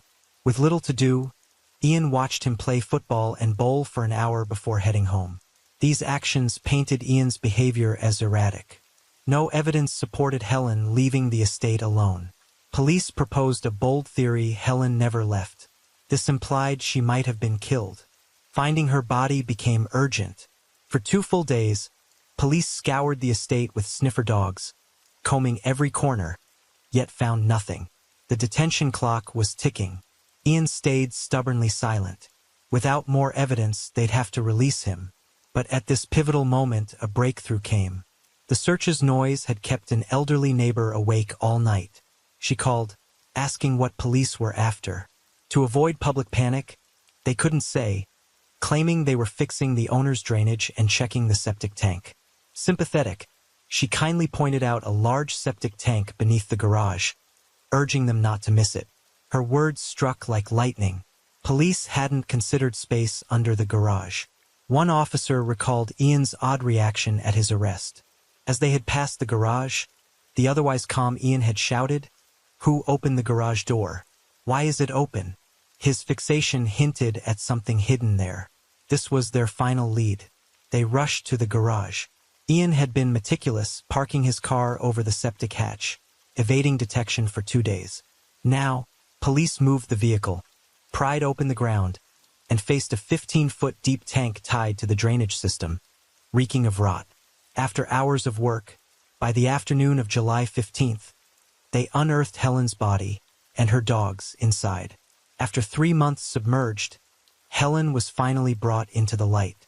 Ian was charged with murder, obstructing justice, and unlawful disposal of a body, denied bail. News of Helen's death devastated her loved ones, who gathered at the estate's gate with flowers in tribute. Her readers reeled, unable to believe it. Media swarmed, demanding justice for the killer. Meanwhile, forensic experts examined Helen's body. No external wounds marked her. Suffocation was the cause, with death estimated between 11 a.m. and 2:30 p.m. on April 11th. Tests revealed zopiclone in her hair, present for months. This prescription sedative, inaccessible without a doctor's order, had been prescribed to Ian for insomnia earlier in 2016. Toxicologist Mark Piper noted its side effects: short-term memory loss, leaving some feeling tricked by their own mind. Helen's mother had mentioned her daughter's recent confusion and memory lapses, likely tied to the drug. Evidence showed Helen and Ian had agreed that if she died before their marriage, Ian would inherit the estate and a hefty sum. From this, police theorized Ian, aware of the fortunate stake, hatched a sinister plan. Months earlier, he'd secretly dosed Helen with the drug, clouding her mind to set the stage. On the morning of April 11th, he acted, then dumped Helen and her dog into the septic tank. On April 14th, after a call from Helen's brother, Ian fabricated the note story. He claimed she'd gone off alone, reporting it the next day. On April 16th, he took her phone to the Kent holiday home, connecting it to Wi-Fi to bolster his lie. Publicly, he played the grieving fiancé. Privately, he shunned searches, fearing exposure. But greed unraveled his scheme. Truth, long buried, surfaced at last. In January 2017, Helen's murder trial unfolded at St. Albans Crown Court. Evidence stacked against Ian, but he denied everything. In court, Ian claimed two men, Nick and Joe, kidnapped Helen before her death, demanding $60,000 in ransom. Fearing for her life, he said he'd stayed silent. Everyone saw through the lie. He couldn't detail the men or explain why Helen ended up in his septic tank. The trial stretched a month. The jury convicted Ian of murder and related charges. Save for the defendant, no one disputed the verdict. After the ruling, Ian cursed loudly in the police van, but irrefutable proof sealed his fate. The next day, the judge sentenced him to life, with a minimum of 34 years behind bars. The case seemed closed, but police unearthed an old mystery. Years earlier, when Ian's first wife died, he had also made an emergency call. As noted earlier, Ian's previous wife, Diane, died at home from a sudden epileptic seizure. Paramedics responded swiftly, but couldn't save her. Diane, 2 years younger, was loving and capable. They met and fell in love, pursuing PhDs at Cambridge, marrying after graduation. At the time of her death, they'd been married 24 years, raising 2 sons in Bassingbourn, Jamie, 18, and Oliver, 15. On Friday, June 25, 2010, the day it happened, Jamie was taking his driving test, and Oliver was at school. Ian claimed he returned from shopping to find Diane collapsed in the garden, alone at home. Since Diane had epilepsy, police skipped a full toxicology or neck autopsy, testing only for anti-seizure meds. They found long-term use but no deeper probe. Ian's overwhelming grief that year dulled police suspicion. After Helen's case, investigators spotted Ian's odd patterns across both incidents. They confirmed with Diane's family that she had epilepsy, but took meds religiously, seizure-free for 18 years. Her risk of death from a seizure was minuscule. This raised doubts. Ian might have exploited her condition to mask a crime. After review, superiors reopened Diane's case. In August 2018, Ian was summoned, denying all guilt. With Diane long cremated, evidence hunting proved tougher than Helen's.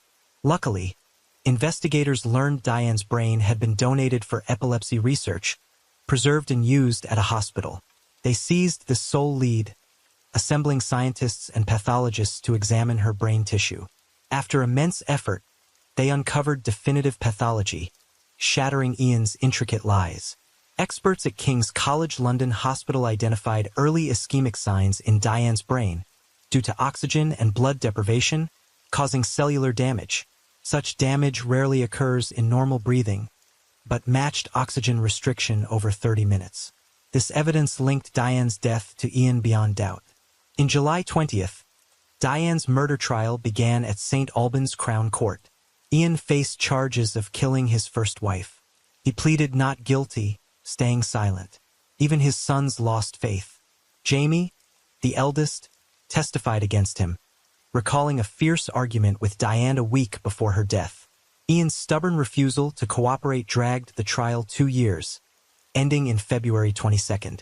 The court found Ian Stewart guilty of murder, sentencing him to life without parole. As he was led away, Ian glanced at his sons in the gallery, but they avoided his eyes, refusing connection. He'd inherited $20,000 after Diane's death, now down to $234,000, ordered to his sons as compensation. In July 22nd, Ian appealed at 61, but no surprise, he'd spend his remaining years imprisoned. Beneath Ian's refined facade lay ravenous greed. He killed Diane and Helen both for money.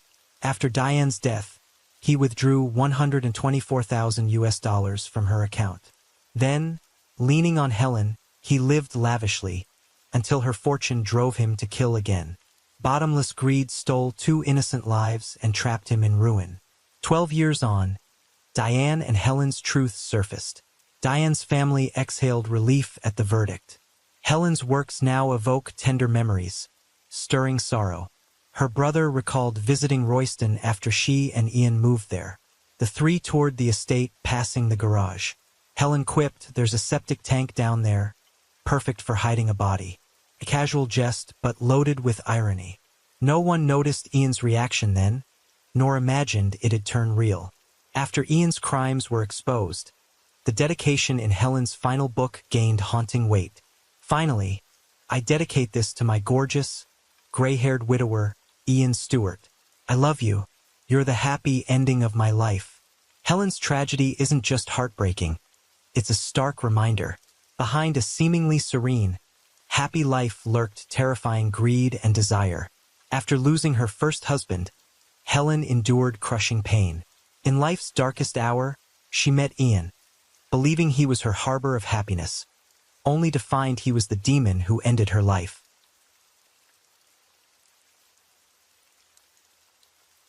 And the night deepens. Thank you for being here with me at Radio Night Crime. True crime stories remind us of life's mysteries and the need to stay aware, even in the stillness of the night. If you enjoyed tonight's story, don't forget to like, share, and subscribe. Let the sound of the rain lull you to sleep, and until next time, stay safe, stay curious, and let the night keep you company.